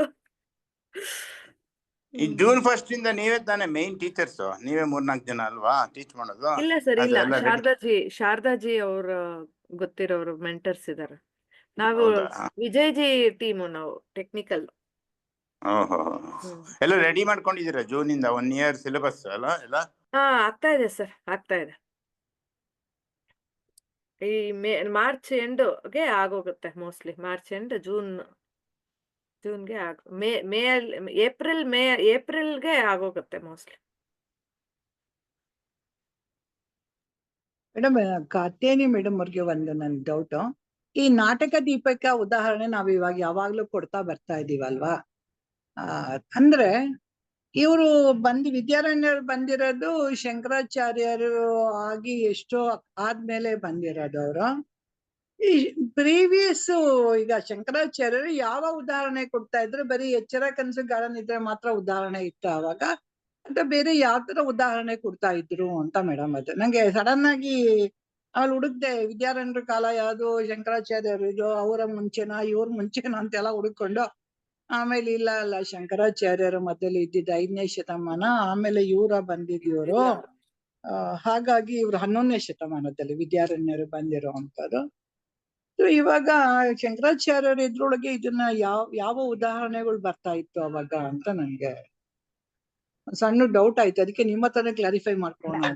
ನನಗೂ ಏನು ತುಂಬಾ ಅದ್ರ ಬಗ್ಗೆ ಗೊತ್ತಿಲ್ಲ. ಬಟ್ ಇವಾಗ ಇದನ್ನ ಹೇಳ್ತಾರಲ್ಲ, ಅವಸ್ಥಾತ್ರಯ ಪ್ರಕ್ರಿಯೆ ಅಂತೂ ತುಂಬಾ ಹಿಂದಿಂದ ಇರೋದೇ, ಅದಿದ್ದೇ ಇದೆ. ಆಮೇಲೆ ಈಗ ವಿಶ್ವಂ ದರ್ಪಣ ದೃಶ್ಯಮಾನ ನಗರಿ ಅದಿದೆ.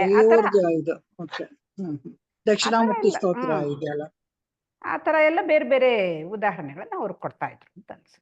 ಯಾಕಂದ್ರೆ ನಮ್ಗೆ ಉಪನಿಷತ್ತಲ್ಲಿ ಈ ಉದಾಹರಣೆ ಇಲ್ಲ, ನಾಟಕ ದೀಪಕ ಉದಾಹರಣೆ ಇಲ್ಲ. ಅದಕ್ಕೆ ಒಂದು ಸಣ್ಣ ಡೌಟ್ ಬಂದ್ ನನ್ಗೆ. ನಾವ್ ಇವಾಗ ಮಾತಿಗೆ ಮುಂಚೆ ನಾವು ಇದ್ರದ್ದೇ ಉದಾಹರಣೆ ಕೊಡ್ತಾ ಇದ್ದೀವಿ, ತುಂಬಾ ಉದಾಹರಣೆ ಕೊಡ್ತೀವಿ. ಅದಕ್ಕೇನೆ ಹೇಗೆ ಇರ್ಬೋದು ಅಂತ ಅದಕ್ಕೆ ನಿಮ್ಮನ್ನ ಒಂದ್ಸರಿ ಕೇಳೋಣ. ನಿಮಗೆ ಗುರೂಜಿನೇ ಕೇಳ್ಬೇಕು ಅಷ್ಟೇ. ಬೇರೆ ಬೇರೆ ರೀತಿ ಈ ವಿಶ್ವ ಅನ್ನೋದು ಒಂದು ಈ ದರ್ಪಣ ಇದ್ರಲ್ಲೇ ಬಂದಿದೆ ಅನ್ಸುತ್ತದು ಅಲ್ವಾ? ಈ ಟಾಕಲ್ಲೇ ಬಂದಿದೆಯೇನೋ, ವಿಶ್ವಂ ದರ್ಪಣ ದೃಶ್ಯಮಾನ ನಗರಿ ಈ ಟಾಕಲ್ಲಿ ಬಂದಿದ್ಯಾ ಇಲ್ವಾ? ಇಲ್ಲ, ಇದರಲ್ಲೇ ಇದೆ ನಾಟಕ ದೀಪಿಕ. ನಾಟಕ ದೀಪಿಕಾ ಸರಿ. ಅದು ಈ ಒಂದು ಚೈತನ್ಯದಲ್ಲಿ ಕಂಡು ಬರುತ್ತೆ ಅದು ಅನ್ನೋದಕ್ಕೆ ಆ ಉದಾಹರಣೆ ಕೊಡ್ತಾರೆ. ಆ ತರ ಬೇರೆ ಬೇರೆ ಇದನ್ನ ಅವರು ಕೊಡ್ತಾ ಇದ್ರು. ಅದೇ ಅರಿವಿನ ಬೆಳಕು ಅಂತ ಬಂದಾಗ ಅದನ್ನ ಚೈತನ್ಯದ ಬೆಳಕು ಅಂತ ಹೇಳ್ತಾರೆ. ಆತ್ಮ ಅರಿವು ಬೆಳಕು ಮನಸ್ಸಿನ ಕನ್ನಡಿನಲ್ಲಿ ಅದು ಪ್ರತಿಫಲನ ಆಗುತ್ತೆ. ಯೋಚನೆಗಳೇ ಆಗ್ಲಿ, ಭಾವನೆನೇ ಆಗ್ಲಿ, ಇಂದ್ರಿಯಗಳು, ಪ್ರಪಂಚ ಎಲ್ಲವೂ ಕಾಣುತ್ತೆ ಮನಸ್ಸಿನ ಕನ್ನಡಿನಲ್ಲಿ ಅಂತ ಹೇಳ್ತಾರೆ. ಅದನ್ನ ಚಿದಾಭಾಸ ಅಂತ ಹೇಳ್ತೀವಲ್ವಾ, ಅಷ್ಟೇ ಚಿದಾಭಾಸ ಅಂತ. ಅವಾಗ ಅದನ್ನ ಹೇಳ್ತಾರೆ ಗುರುಗಳು. ಎಲ್ಲ ಇಂದ್ರಿಯಗಳ ಬೆಳಕೆ ನಾನು, ಸಾಕ್ಷಿ ನಾನು, ಚೈತನ್ಯ ನಾನು ಅಂತ ತಿಳಿಯುವುದು. ಮತ್ತು ದೃಢಪಡಿಸ್ಕೊಂಡಿರೋರೇನೆ ಜೀವನ್ ಮುಕ್ತರು ಅಂತ. ಅದೇನಾ ಅದು ನೀವು ಹೇಳಿದದ್ದು ಯಾವ್ದು? ಹೌದು. ಅದೇನ ದರ್ಪಣಂ ಅಂತ ಅಷ್ಟೇ, ಅದ್ ಬರುತ್ತೆ. ಇದು ಒಂಚೂರು ಹೇಳಿದ ಗುರುಗಳು. ಅಂದ್ರೆ ಇದನ್ನ ಬ್ಯಾಕ್ ಗ್ರೌಂಡ್, ಇದನ್ನ ಎಕ್ಸಾಂಪಲ್ ತಗೊಂಡಿದ್ದಾರೆ. ನಾಟಕ ದೀಪಿಕಾ ಅಂತ ತಗೊಂಡು ಎಕ್ಸಾಂಪಲ್ ಹೇಳಿದ್ದಾರೆ. ಒಂದ್ ಸ್ವಲ್ಪ ಇದು ಲಾಸ್ಟ್ ಅಲ್ಲಿ ಒಂಚೂರು ಇದು ಡಿಫ್ರೆಂಟ್ ಆಗಿ ಹೇಳಿದ್ದಾರೆ ಅಷ್ಟೇ. ಇದು ಕನ್ನಡಿನಲ್ಲಿ ಪ್ರತಿಫಲನ ಆಗುತ್ತೆ. ಅದೇ ಮೊದ್ಲಿಂದಾನು ಹೇಳಿದ್ದಾರೆ, ಮನಸ್ಸಿನ ಕನ್ನಡಿನಲ್ಲಿ ಎಲ್ಲ ಯೋಚನೆಗಳು, ಎಲ್ಲ ಭಾವನೆಗಳು, ಈ ಪ್ರಪಂಚ ಎಲ್ಲವೂ ಪ್ರತಿಫಲನ ಆಗುತ್ತೆ ಅನ್ನೋದು ಬೇಕಾದಷ್ಟು ಸತಿ ಹೇಳಿದ್ದಾರೆ. ಅದು ಇದರಲ್ಲಿ ಹೇಳ್ತಾರೆ. ಹೇಳ್ತೀರಾ ಯಾರಾದ್ರೂ? ಇದು ನಾಟಕ ದೀಪಿಕಾ ಚೆನ್ನಾಗಿದೆ. ಇದು ಕಥೆ ಇದೀವ್ರಿ, ನಿಮ್ಮನ್ನ ಕೇಳೋಣ ಅನ್ಕೊಂಡು. ಈ ಶ್ಲೋಕ ನಾವು ಎಷ್ಟು ವರ್ಷದಿಂದ ಹೇಳ್ತಿದೀವಲ್ವಾ? ಸತೋಮ ಸದ್ಗಮಯ, ತಮಸೋಮ ಜ್ಯೋತಿರ್ಗಮಯ, ಮೃತ್ಯೋರ್ಮ ಅಮೃತಂ. ನಿಜವಾಗ್ಲೂ ಹೇಳ್ಬೇಕು ಅಂದ್ರೆ ಸುಮಾರು ಒಂದು 50 ವರ್ಷದಿಂದ ಹೇಳಿರ್ಬೇಕು ಈ ಶ್ಲೋಕ. 50 ಅಲ್ಲ 60 ವರ್ಷದಿಂದ ಹೇಳ್ಬಿಟ್ಟಿದೀವಿ. ಈಗ ನಂಗೆ 70 ವರ್ಷ, 10ನೇ ವಯಸ್ಸಿಂದ ಹೇಳ್ಕೊಂಡ್ ಬಂದ್ಬಿಟ್ಟಿದೀನಿ ನಾನು. ಸತ್ಯವಾಗ್ಲೂ ನನಗೆ ಕರೆಕ್ಟಾಗಿ ನನಗೆ ತುಂಬಾ ಕಾಡ್ತಾ ಇದ್ದೀವಿ ಅಂದ್ರೆ ಈ ಮೃತ್ಯುವಿನಿಂದ ಅಮೃತತ್ವದ ಕಡೆಗೆ. ಅಂದ್ರೆ ಏನು ಮೃತ್ಯೋಮ ಅಮೃತಂ ಗಮಯ ಅಂತಿದೆಯಲ್ಲ, ಏನು ಅನ್ನೋದು ನನಗೆ ತುಂಬಾ ಅದು ಅನ್ಸೋದು. ಏನು ಅದ್ರ ಶಬ್ದದಲ್ಲಿ ಮಾತ್ರ ಅರ್ಥ ಇದೆ ಅಲ್ಲಿ. ಮೃತ್ಯುವಿನಿಂದ ಅಮೃತತ್ವದ ಕಡೆಗೆ ನನ್ನನ್ನ ಕರೆದೊಯ್ಯಿ ಅಂತ. ಏನಿರ್ಬೋದು ಅನ್ನೋದು ಗೊತ್ತಾಗ್ತಿರ್ಲಿಲ್ಲ ಅವಾಗ. ಇವಾಗ ಎಷ್ಟು ಸ್ಪಷ್ಟವಾಗಿ ಕ್ಲೀನ್ ಆಗಿ ಗೊತ್ತಾಗ್ತಾ ಇದೆ. ನಮ್ಮ ಗುರುಗಳು ಅಷ್ಟು ಚೆನ್ನಾಗಿ ಹೇಳ್ಕೊಟ್ಟಿದ್ದಾರೆ, ಸ್ಪಷ್ಟವಾಗಿ ಗೊತ್ತಾಯ್ತು. ಹೌದು. ಇವಾಗ ಭಗವದ್ಗೀತೆ ಶ್ಲೋಕಗಳನ್ನೇ ತಗೊಳ್ಳಿ. ಚಿಕ್ಕ ವಯಸ್ಸಲ್ಲಿ 12ನೇ ಅಧ್ಯಾಯ 15ನೇ ಅಧ್ಯಾಯ ಅಂತ ಏನೋ ಒಂದಿಷ್ಟು ಕಾಂಪಿಟೇಷನ್ಗೆ ಅಂತ ಊರು ಹೊಡ್ಸಿರ್ತಾರೆ. ಬಡ ಅಂತ ಹೇಳಿರ್ತೀವಿ. ಏನ್ ಗೊತ್ತಿರುತ್ತೆ? ಏನು ಗೊತ್ತಿರಲ್ಲ. ಅನ್ಲೆಸ್ ನಾವು ನಮಗ ಆ ಫೀಲ್ಡ್ ಅಲ್ಲಿ ಇಂಟ್ರೆಸ್ಟ್ ಬಂದು ಅಧ್ಯಯನ ಮಾಡಿದಾಗ ಮಾತ್ರವೇ ಆ ಒಂದು ಸ್ಪಷ್ಟತೆ ನಮ್ಗೆ ಒಳಗಡೆಗೆ ಇಳಿಯೋದು. ಇಲ್ಲದೆ ಹೋದ್ರೆ ಅಂದ್ರೆ ಮನ್ಸಲ್ಲಿ ಅನ್ಸೋದು ಏನಿದು ಮೃತ್ಯುವಿನಿಂದ ಅಮೃತತ್ವದೆಡೆಗೆ ಅಂದ್ರೆ ಏನು ಮೃತ್ಯುವಿನಿಂದ ಅಮೃತತ್ವ ಅಂದ್ರೆ ಏನು ಅದ್ರದ್ದು ಗೊತ್ತಿರ್ಲಿಲ್ಲ. ಇವಾಗ ಪೂರ್ಣಮದಃ ಪೂರ್ಣಮಿದಂ ಅದು ಅಷ್ಟೇ ನೋಡಿ. ಅದು ಪೂರ್ಣ, ಇದು ಪೂರ್ಣ. ಅಯ್ಯೋ ಇದು ಹೆಂಗ್ ಪೂರ್ಣ ಆಗುತ್ತೆ? ಇದು ಚೇಂಜ್ ಆಗ್ತಾನೆ ಇದೆ. ಇದು ಹೆಂಗ್ ಪೂರ್ಣ ಆಗುತ್ತೆ ಅನ್ನೋದಕ್ಕೂ ಅಷ್ಟೇ. ಅದು ಗುರುಜಿ ಎಕ್ಸ್ಪ್ಲನೇಷನ್ ತುಂಬಾ ಚೆನ್ನಾಗಿದೆ ಆ ಶ್ಲೋಕಕ್ಕೂ. ತುಂಬಾ ಚೆನ್ನಾಗಿದೆ. ಅವಾಗ ಎಷ್ಟು ಹೌದಲ್ಲ ಅಂತ ಅನ್ಸುತ್ತೆ ಅಲ್ವಾ? ಎಲ್ಲವೂ ಪೂರ್ಣವೇ ಅಂತ ಬಂದಾಗ ಮೇಡಮ್ ಪೂರ್ಣಮಿದಂ ಅದು ಗುರೂಜಿ ಹೇಳಿರೋದು ಕಳಿಸ್ಕೊಡ್ತೀರಾ? ನೋಡ್ತೀನಿ, ಹುಡುಕ್ಬಿಟ್ಟು ಕಳಿಸ್ತೀನಿ. ಈ ಶ್ಲೋಕ ಅಂತೂ ತುಂಬಾನೇ ಚೆನ್ನಾಗಿದೆಯಪ್ಪ. ಹೌದು. ಅಂದ್ರೆ ನಾವು ಅದನ್ನ ಎಷ್ಟು ಕುರುಡಾಗಿ ಪಠಿಸ್ತಾ ಇದ್ವಿ. ಅಂದ್ರೆ ಇವಾಗಿನ ಮಕ್ಕಳಿಗೆ ಗೊತ್ತಿದೆಯೋ ಏನೋ ಗೊತ್ತಿಲ್ಲ. ಏನೋ ಗುರುಗಳ ಸಂಪರ್ಕದಲ್ಲಿರೋರ್ಗೆ ಗೊತ್ತಾಗಿರ್ಬೋದು. ಗುರುಗಳ ಸಂಪರ್ಕದಲ್ಲಿರೋರ್ಗೆ ಸ್ವಲ್ಪ ಗೊತ್ತಿರುತ್ತೆ. ಇಲ್ಲ ಅಂದ್ರೆ ಸುಮ್ನೆ ಮಕ್ಕಿ ನಮ್ ತರ ಹೇಳ್ಕೊಂಡಂಗ ಆಗುತ್ತೆ. ಆ ಶ್ಲೋಕ ಎಷ್ಟು ಚೆನ್ನಾಗಿ ಇದ್ರಲ್ಲಿ ಇರೋದ? ಇದು ವಿವೇಕ್ ಚೂಡಾಮಣಿನಲ್ಲಿ ಇದೆಯಾ ಇದು? ಇಲ್ಲ, ಇದು ಅದಕ್ಕೆ ನೋಡಿ ವಿಜಯ ಮೇಡಮ್, ಅಲ್ಲ ಇದು ಉಪನಿಷತ್ತಲ್ಲಿ ಬರುತ್ತೆ. ಹೌದು, ಮಕ್ಕಳಿಂದ ಅದೆಲ್ಲ ಅಸತೋಮ ಇದೆಲ್ಲ ಸಹನಾವತಿ ಎಲ್ಲ ಉಪನಿಷತ್ತಲ್ಲಿ ಬರೋ ಗುರು ಶಿಷ್ಯ ಸಹನಾವತಿ ಗುರು ಶಿಷ್ಯ ಇಬ್ರು ಸೇರ್ಕೊಂಡು ಹೇಳೋದು. ಇದ್ರಲ್ಲಿ ವಿವೇಕ ಚೂಡಾಮಣಿ ಇದೇನೋ ಇದು ಅಂತ ಅನ್ಕೊಂಡೆ. ಯಾಕೆಂದ್ರೆ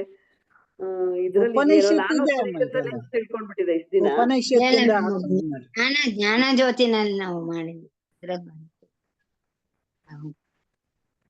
ಏನೋ ಹೇಳ್ತಾ ಇದ್ರು ರಜಿತಾ. ಅಲ್ಲ ಮೇಡಮ್, ಅದಕ್ಕೆ ಮಕ್ಕಳಿಂದಾನೇ ಇದು ಕಲಿಬೇಕು ಅಂತ ಗುರುಜಿ ಅಪರವಿದ್ಯಾ, ಪರಾವಿದ್ಯಾ, ಪರ್ಸನಾಲಿಟಿ ಡೆವಲಪ್ಮೆಂಟ್ ಅಂತ 3 ಪ್ರತಿ ಸತಿ ಅವ್ರದ್ದು ಏನೇನ್ ಡೈಮೆನ್ಷನ್ಸ್ ಚೇಂಜ್ ಆಗತ್ತೆ ಅಂದ್ರೆ ನಿಜವಾಗ್ಲೂ ಎಷ್ಟ್ ಚೆನ್ನಾಗಿ ಪ್ಲಾನ್ ಮಾಡ್ತಾ ಇದಾರೆ. ಮಕ್ಕಳಿಗೆ ತುಂಬಾ ಸ್ಟ್ರೆಸ್ ಆಗ್ತಾ ಇದೆ. ಹೊರಗಡೆ CBSE, ICSE state syllabus NIOS ಕೊಟ್ಬಿಟ್ಟು ಈ ಪರಾವಿದ್ಯಾನ ಚೆನ್ನಾಗಿ ಆ ಏಜ್ ಇಂದಾನೆ ಕಲಿಸ್ಬೇಕು ಅಂತ ಅದಕ್ಕೆ ಅವ್ರು ಪ್ಲಾನ್ ನೋಡಿ. ನಾವೆಲ್ಲ ಇಷ್ಟು ವಯಸ್ಸಾದ್ಮೇಲೆ ವಿಚಾರ ಮಾಡ್ತಾ ಇದೀವಿ.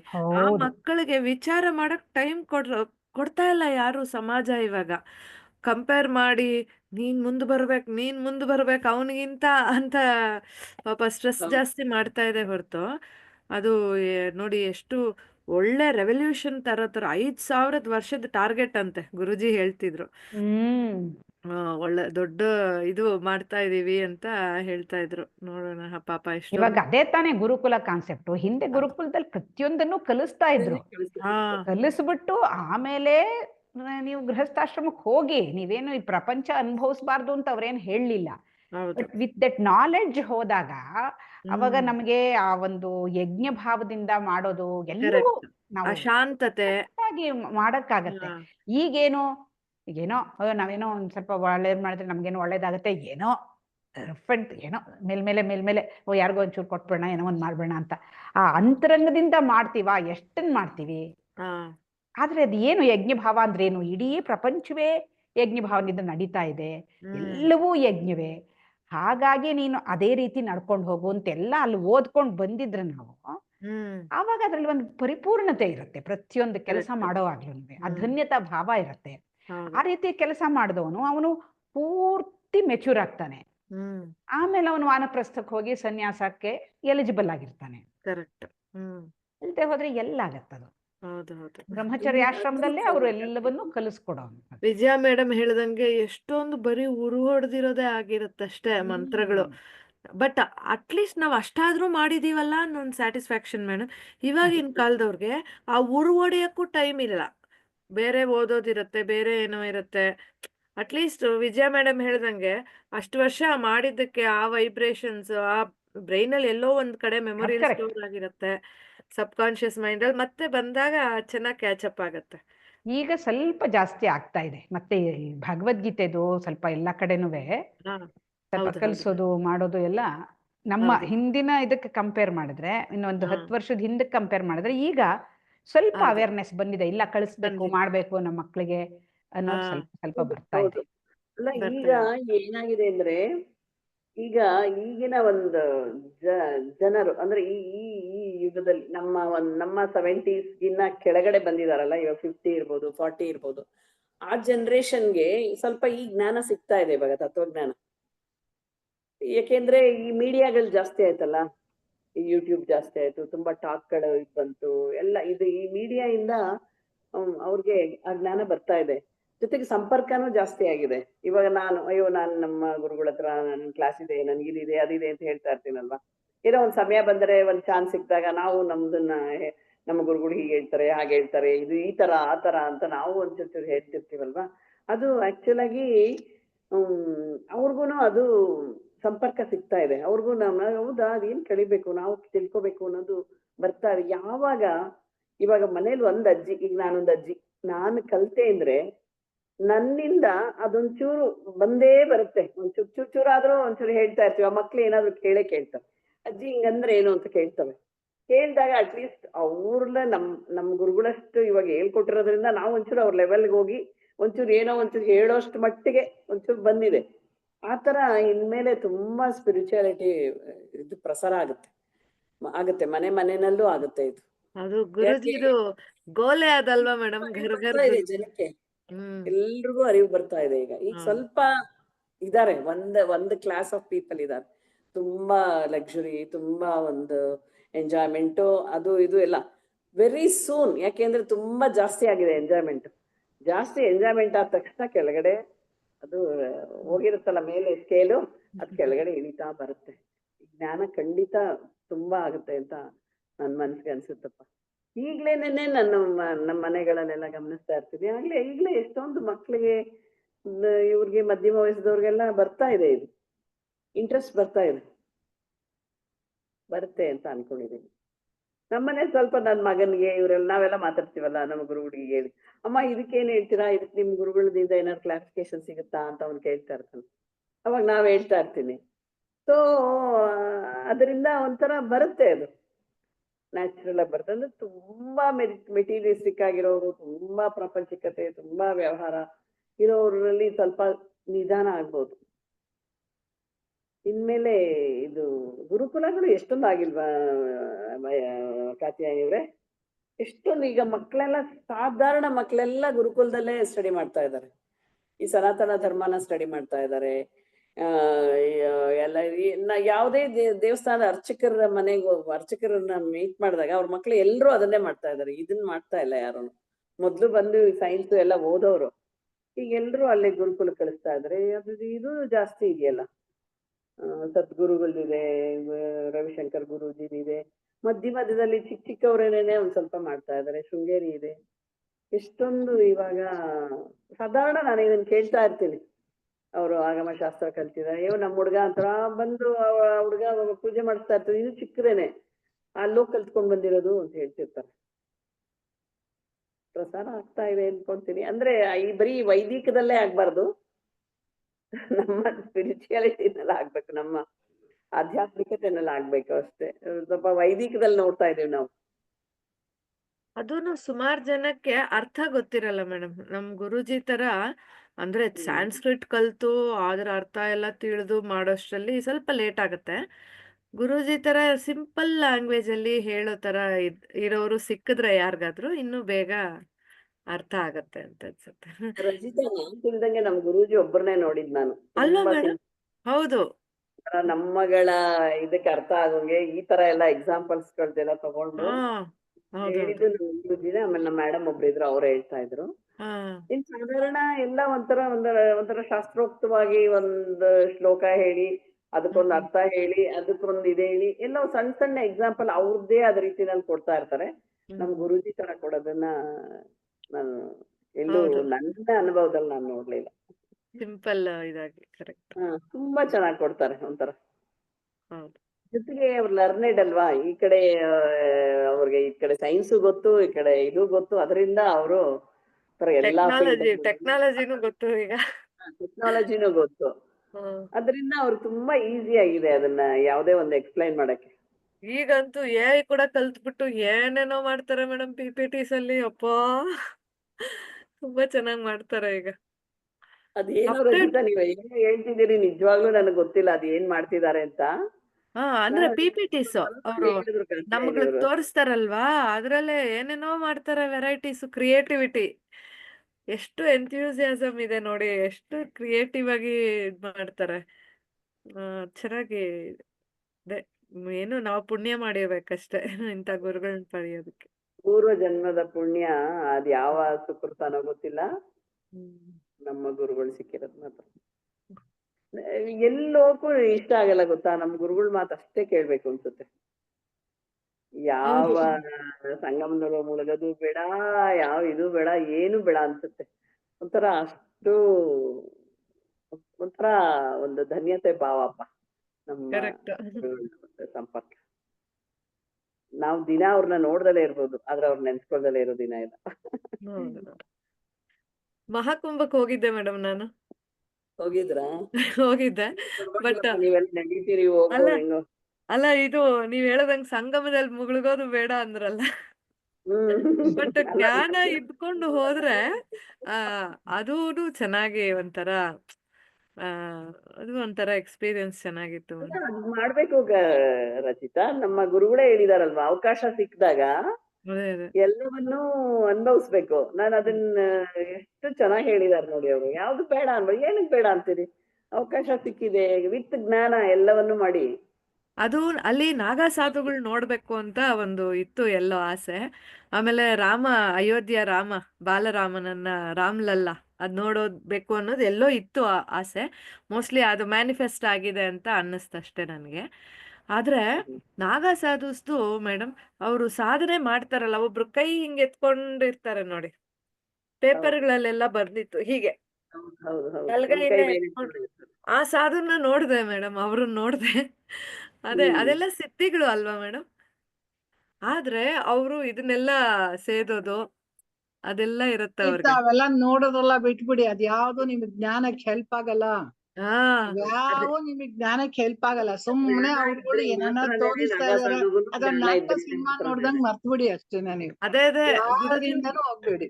ಗುರುಜಿನ್ ಕೇಳಿದೆ, ಅವೆಲ್ಲ ಅವ್ರವ್ರ ವಾಸನಾಸು, ಅವ್ರಿಗೆಲ್ಲರಿಗೂ ಜ್ಞಾನ ಇದೆ ಅಂತ ಹೇಳಕ್ಕಾಗಲ್ಲ, ಏನೋ ಒಂದ್ ಸಾಧನೆ ಮಾಡ್ತಾ ಇರ್ತಾರೆ, ಸಿದ್ಧಿಗಳು ಬರ್ತಾ ಇರತ್ತೆ ಅಂತ ಹೇಳ್ತಿದ್ರು. ಸಿದ್ಧಿಗಳು ಜ್ಞಾನ ಅಲ್ಲಮ್ಮ. ಅದೇ ಸಿದ್ಧಿ ಅಷ್ಟೇ, ಅದ್ಯಾವ್ದು ಜ್ಞಾನ ಅಲ್ಲ. ಅವರು ಗುರುಗಳನ್ನ ಏನ್ ಹೇಳಿರ್ತಾರೆ ಅದನ್ನ ಮಾಡಿ ಮಾಡಿ ಏನೋ ಕೆಲವು ಸಿದ್ಧಿಗಳು ಪಡ್ಕೊಂಡು ಹಾ ಅದೇ ಅದೇ. ಗುರು ಅವ್ರ ಮೇನ್ ಗುರು ಅಷ್ಟೇ.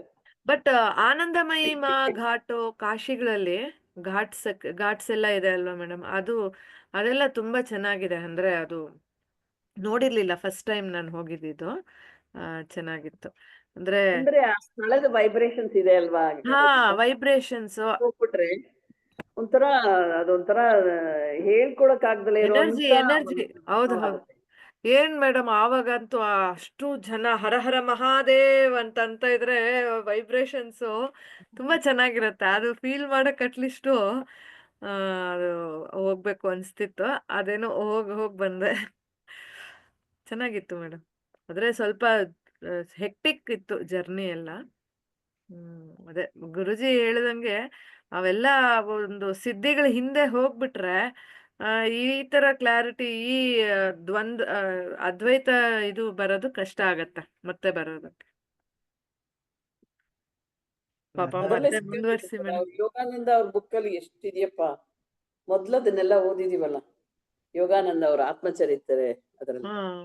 ಅಯ್ಯೋ ಕೊನೆಗ್ ಬೇಜಾರಾಗ್ಬಿಡುತ್ತೆ ಆ ಪವಾಡಗಳು ನೋಡಿ. ಅಯ್ಯೋ ಇದು ಏನಪ್ಪಾ ಇದು ಅಂತ ಅನ್ಸ್ಬಿಡುತ್ತೆ. ಏನು ಬರೀ ಪವಾಡ, ಬರೀ ಅದೇನೇನೇನೆ ಬುಕ್ ತುಂಬಾ ಅದೇ. ಡೈವರ್ಷನ್ಸ್ ಇದೆ ಅಲ್ವಾ ಮೇಡಮ್? ಆಧ್ಯಾತ್ಮಕ್ ಬಂದ್ಮೇಲೆ ಸರಿಯಾದ ಗುರು ಸಿಕ್ಕಿಲ್ಲ ಅಂದ್ರೆ ತಪ್ಪದಾರಿಗಳು ಹಿಡಿಯೋದೇ ಜಾಸ್ತಿ. ಹೌದು. ಒಂದ್ಸಲಿ ದಾರಿ ತಪ್ಪಿದ್ರೆ ವಾಪಸ್ ಬರಕ್ ತುಂಬಾ ಕಷ್ಟ ಹಿಡಿಯುತ್ತೆ, ತುಂಬಾ ಟೈಮ್ ಹಿಡಿಯುತ್ತೆ ವಾಪಸ್ ಬರೋದು. ಅದಕ್ಕೆ ನಾವ್ ಯಾವಾಗ್ಲೂ ಗುರು ಡೈರೆಕ್ಷನ್ ಅಲ್ಲೇ ಇರ್ಬೇಕು. ಕರೆಕ್ಟ್ ಆಗಿದ್ಯಾ, ನಮ್ ರೂಟ್ ಕರೆಕ್ಟ್ ಆಗಿದ್ಯಾ ಅಂತ ಹೇಳಿ. ಯಾಕಂದ್ರೆ ನನ್ ಚಿಂತನೆನೇ ನನ್ ಡೈರೆಕ್ಷನ್ ಆಗಿರುತ್ತೆ. ಅದಕ್ಕೆ ಅದನ್ನ ಕರೆಕ್ಟ್ ಆಗಿದ್ಯಾ ಅಂತ ನಾವ್ ಯಾವಾಗ್ಲೂ ನಮ್ಮನ್ನ ನೋಡ್ಕೋತಾ ಇರ್ಬೇಕು. ಪ್ಲಸ್ ಗುರುಗಳ ಹತ್ರ ಇದ್ರ ಬಗ್ಗೆ ಅಂಡರ್ಸ್ಟ್ಯಾಂಡಿಂಗ್ ಬಗ್ಗೆ ಮಾತಾಡ್ತಾ ಇರ್ಬೇಕು. ಅಷ್ಟೇ, ಕ್ಲಿಯರ್ ಮಾಡ್ಕೋತಾ ಇರ್ಬೇಕು ಡೌಟ್ಸ್.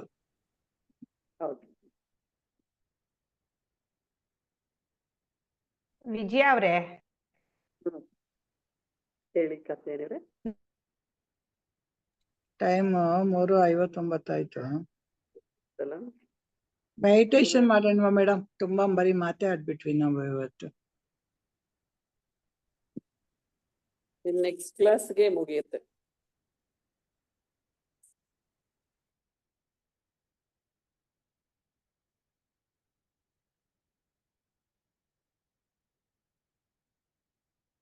ಮೇಡಮ್ ಏನೋ ಹೇಳಕ್ ಬಂದವರು ಇದಾಗೋಯ್ತು ಇಲ್ಲಿ. ಏನು ಹೋಯ್ತಾ ಅನ್ಸುತ್ತ, ಕಾಣಿಸ್ತಾ ಇಲ್ಲ.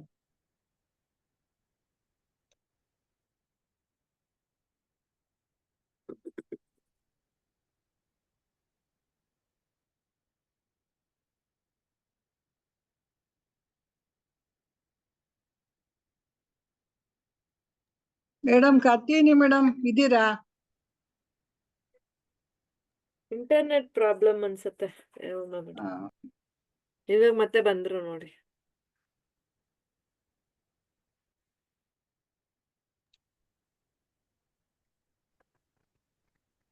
ನಂದು ಇಂಟರ್ನೆಟ್ ಪ್ರಾಬ್ಲಮ್ ಆಗ್ತಿದೆ.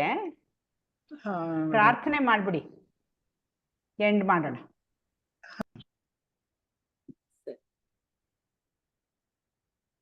ಮಾಡ್ತೀರಾ ಅಮ್ಮ ಅವ್ರೆ? ಮಾಡಿ. ಓಂ ಅಸತೋ ಮಾ ಸದ್ಗಮಯ ತಮಸೋ ಮಾ ಜ್ಯೋತಿರ್ಗಮಯ